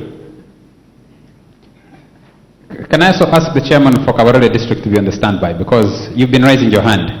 You need to ask. Yes, Chairman. Our good presenters and the colleagues, Assalamu alaikum wa rahmatullahi wa barakatuh. As a senior citizen of Luguero, as well as a senior citizen of the Liberators, so to bring this on board, so I am standing before you, most especially the technocrats. We came with a supersonic administration system as empowering the local governments to become as a very good subordinates to the center, because we are too close to the recipients. But you, the technocrats, you are the ones whom I can really so penalize to say that you change this more immediately. All the powers which we are so invested to the local governments, now the center is so busy absorbing it one by one to the center. First, as the districts were created by 1995 Constitution, so the District Service Commission were empowered to appoint right from the cows and downwards. But as of now, the appointments of the cows are being pulled back to the center, which is a very big danger. Why? As you can see that the resource envelope of the district, the country, whenever you appoint somebody to be paid on to the budget, it means that it takes that as a share to the national cake. So since this had already returned back to the center, the appointments of the districts are inclined. Chairman, can I ask you a question? You said you are a senior citizen of the Liberators. Yes. The Liberators are still in charge of this country. What happened? Come again. The Liberators are still in charge of this country. So what happened to your supersonics speech that you came That's with? what we have been arguing to. This is not only the first one where to stand before and argue for this poor implementation. a number of big things. Him and others don't know me. Secondly to that one, the budgets, we see it in budget framework in a number of what? Centers, East, Central, West, and whatever. But when we reach the third release, the big sorry comes. Oh, sorry, this has been cut down. This has been cut down. So you remain like fools among the fools among the community. Thank you very much, Mr. Chairman. So therefore, thank you. You the technocrats also look into that so that our movements may be clear. I had some who said it. Even some districts fail to constitute their district service commissions. If that need be, immediate that does need any more an application, you join them together so to form up a very strong one and able institution. Thank you very much. The panel, before you respond, can I ask Mr. Wereza from the Inspectorate of Government to use 5 minutes strictly, and then we'll have more feedback from the audience as we bring this to an end. I'll come to you, and we'll have some more discussion from the audience. Thank you. Thank you, Charles. Protocol observed. So, ladies and gentlemen, as I was listening and as we are seated here, debating, using words about the budget, I'm even wondering, well, I'm told it is live on NTV, but how many people are part of this process in this country? We are talking about the budget. How many people are even caring whether there will be a budget to read? Do they even know that there will be a budget to read in June? Now, because of that limitation in the knowledge of the people who know the processes that take place, budget has become a ritual. Yes, budget reading is a ritual. It's like it concerns very few people. It's a lot of money, but how many people are involved in this process? You are talking of, right now, they are talking of budget meetings, finalizing budget meetings, but how many people are part of this process? Even by the way, among us, the elite, those who are in offices and what have you, you'll find very few people are concerned about the budget. No wonder, therefore, that should there be a problem, nobody knows what is taking place. So I think we are at a stage where we have this problem that very few people that would raise issues themselves are not aware that there is a budget process going on. Now, therefore, this brings me to a question of the people who do the budgeting, the people who, at the end of it, there is like a monopoly of knowledge about the budget process. One, and in such a case, therefore, if there is corruption to arise and so on and so forth, it is because there is monopoly or concentration of power or decision making in the whole process. Everybody is taxed in this country, I hope, with the exception of maybe 1 or 2 people, whatever. Then, those people who are making the decision makers are given wide discretion powers over the budget. You hear the budget, even by the way, as a ministry, as a department, you hear most permanent secretaries crying, no, I have no powers over this, it is the Ministry of Finance. Now, what are you talking about?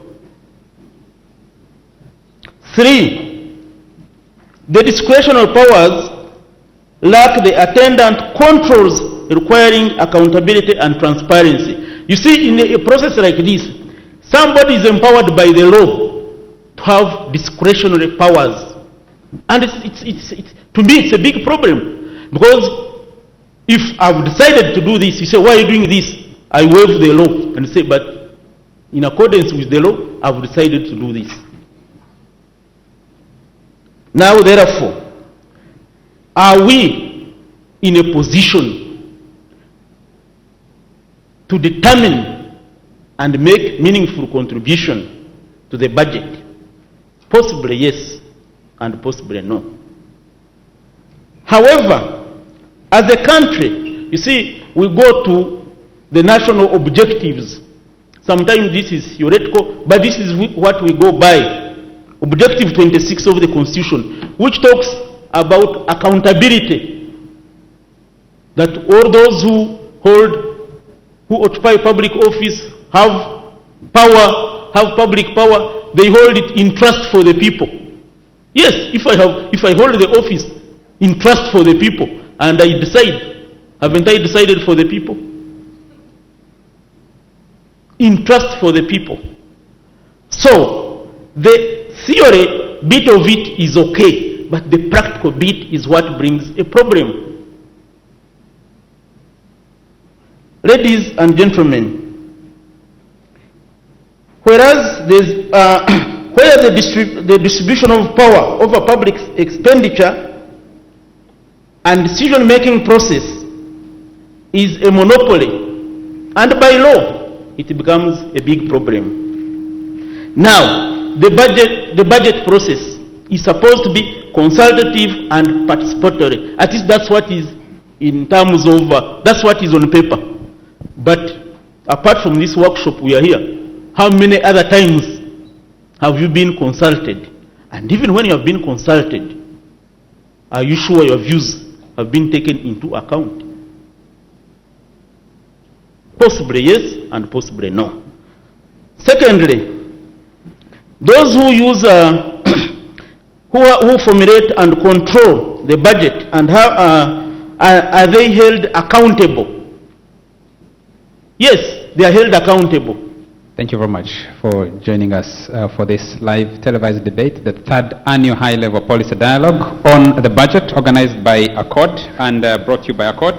And we've been holding it at the Sheraton Kampala Hotel on the theme Budget Policy and Priorities, Rethinking Public Expenditure to Grow the Economy and Create Jobs. We continue to receive feedback from our viewers. Jacqueline Asimba sent a message, Majella Peter sent a message, Eunice Musime sent a message. We are continuing the debate here at the Sheraton, but thank you very much for our viewers for joining us this evening. For the rest of the audience here at the Sheraton Hotel, we'll continue the debate. Thank you. Thank you. Now, my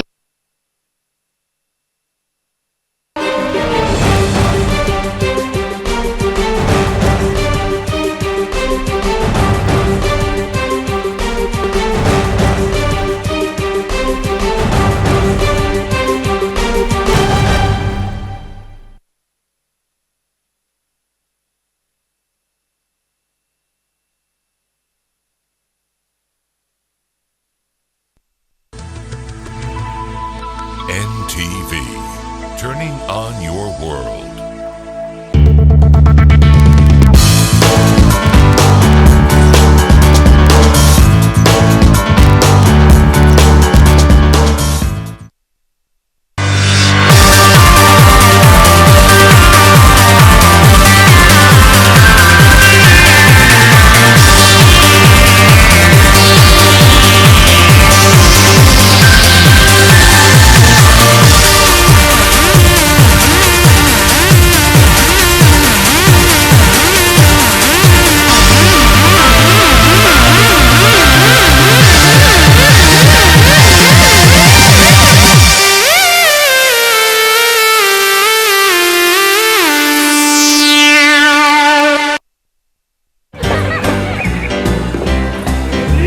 You know, this wedding, this marriage, almost never happened.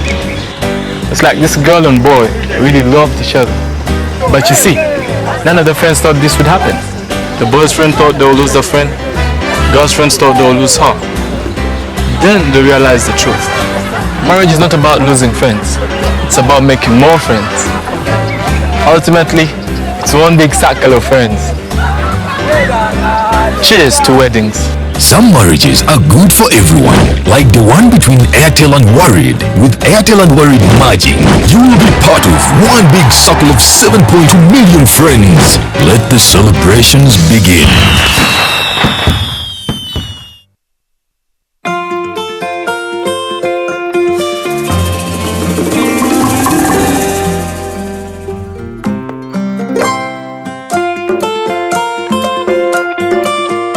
A stained t-shirt can make you the happiest mom. Now, new Omo Multi-Active has added stain removal power.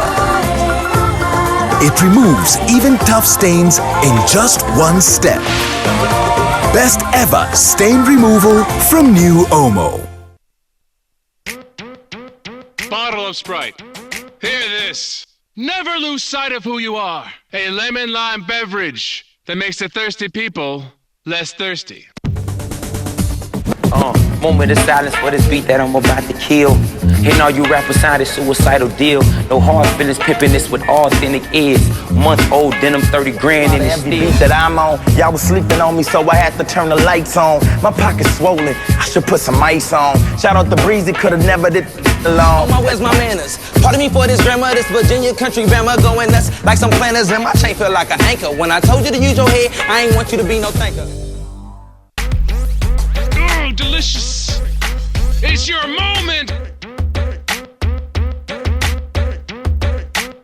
Good job, bottle of Sprite. Good job.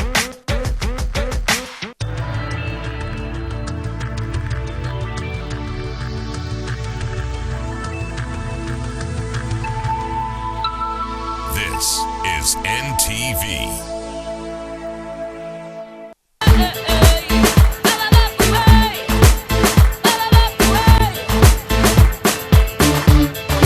This woman will continue to produce.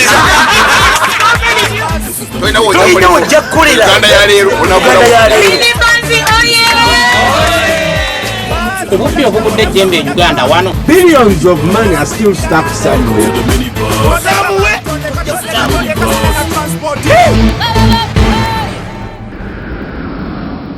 Uganda's Vision 2040 aims at transforming Uganda from a peasant to a modern and prosperous country within the next 30 years. Today on the show, you'll help us answer the question, is this actually achievable?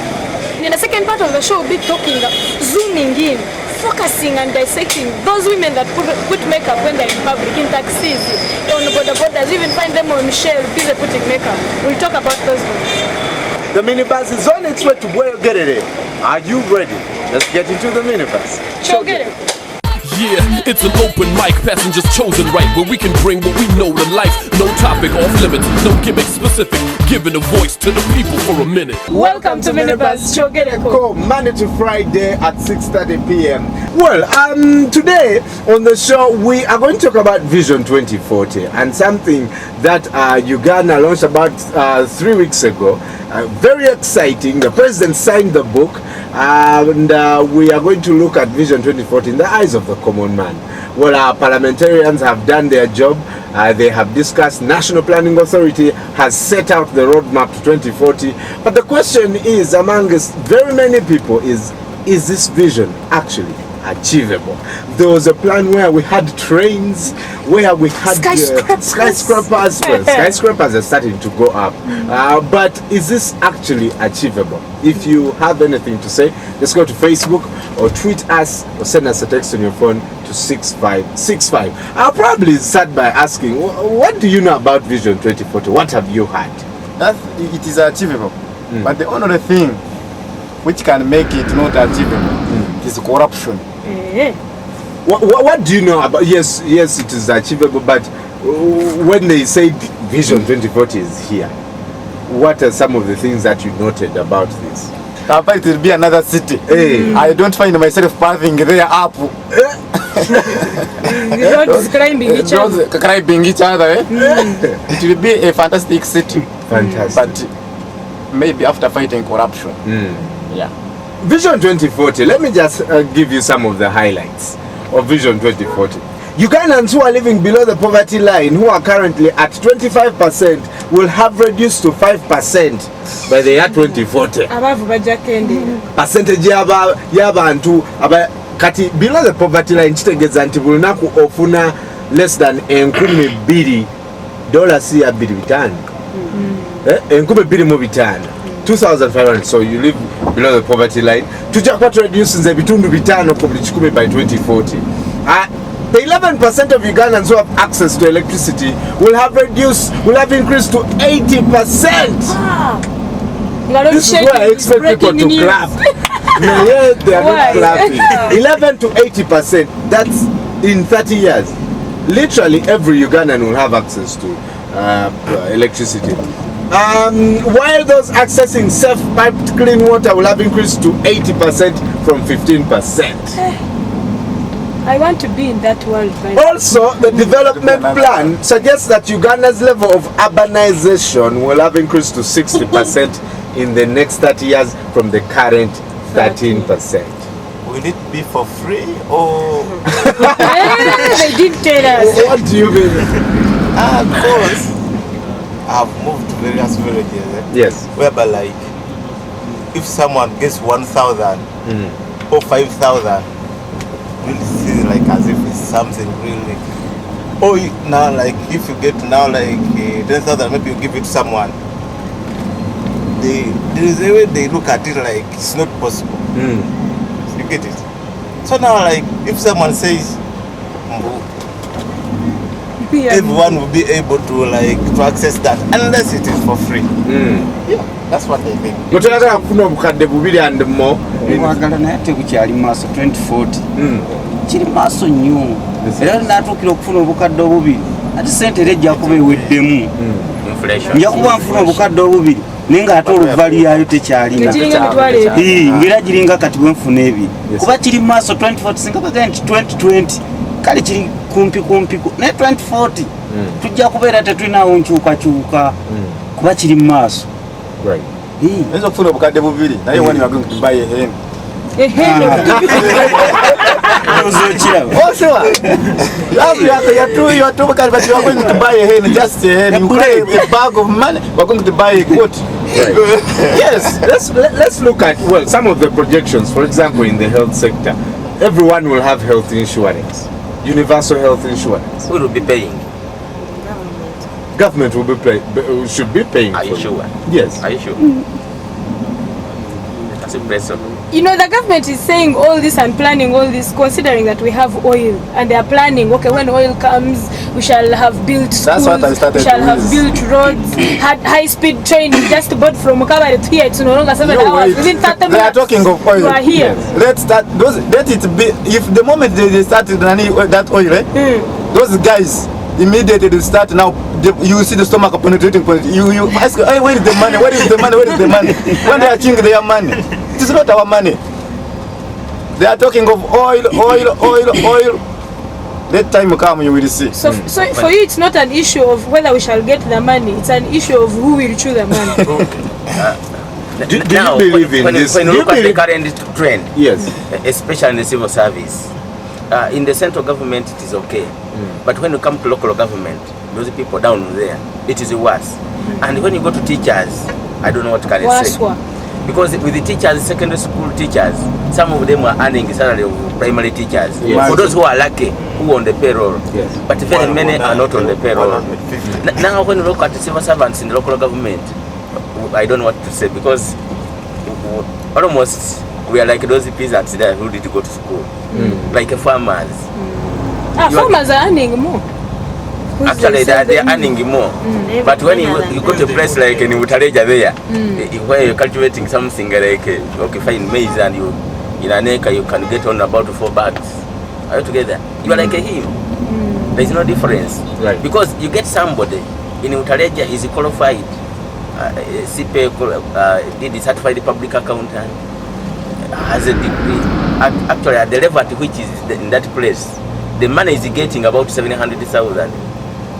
Tell me what do you really get from there? So I'm saying if the current trend is to continue, all what we are talking about will be for only a few people. Well, my question, I guess, would be, isn't there anyone who believes, who has dreamt of a Uganda, especially because, well, our politicians have traveled a lot. Begombi ebintu bingi, bagala babirete wano, nafe, at one point you get on a train, in 30 minutes, tuone jamu no.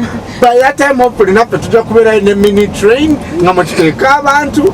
Can't you believe in this vision? You know, is it? Yeah, now, for example, we believe in this vision. For example, they are saying power said reduced by 8%. Now, go in the villages, see what has happening. For people who are benefiting from that power in rural area, you're stealing. With this very small wires moving in the bush, and it's very dangerous to kill the people. Yes. You go to Bugisu, you go to Utareja. Are we together? Now, are we improving or what are we doing? Right. That's what I'm talking about. You have brought power near people, but they don't have the capacity to pay. Let us take a look at Patrick Birungi, who is the head of economic and strategic planning at the National Planning Authority. But to just bottlenecks, what will be some of the challenges in achieving Vision 2040? But also, our government has been talking about fundamentals. What are the fundamentals that should be? Government is going to go back to fundamentals so that they help us achieve this. What are some of the fundamentals that government should start looking at for us to be able to achieve Vision 2040? Take a look at this.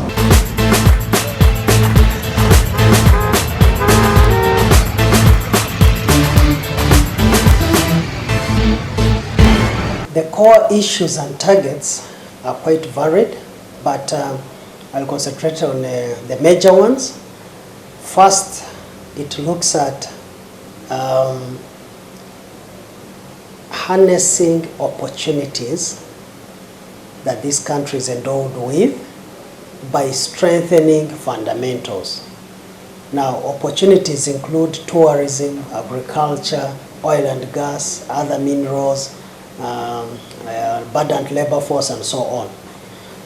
But most action will take place in trying to improve the fundamentals, which include infrastructure. This could be transport infrastructure like railway and roads. It could be infrastructure for energy, like the production of energy. So the Vision 2040 talks about Karuma, Ayago, Isimba coming on board in the next few years.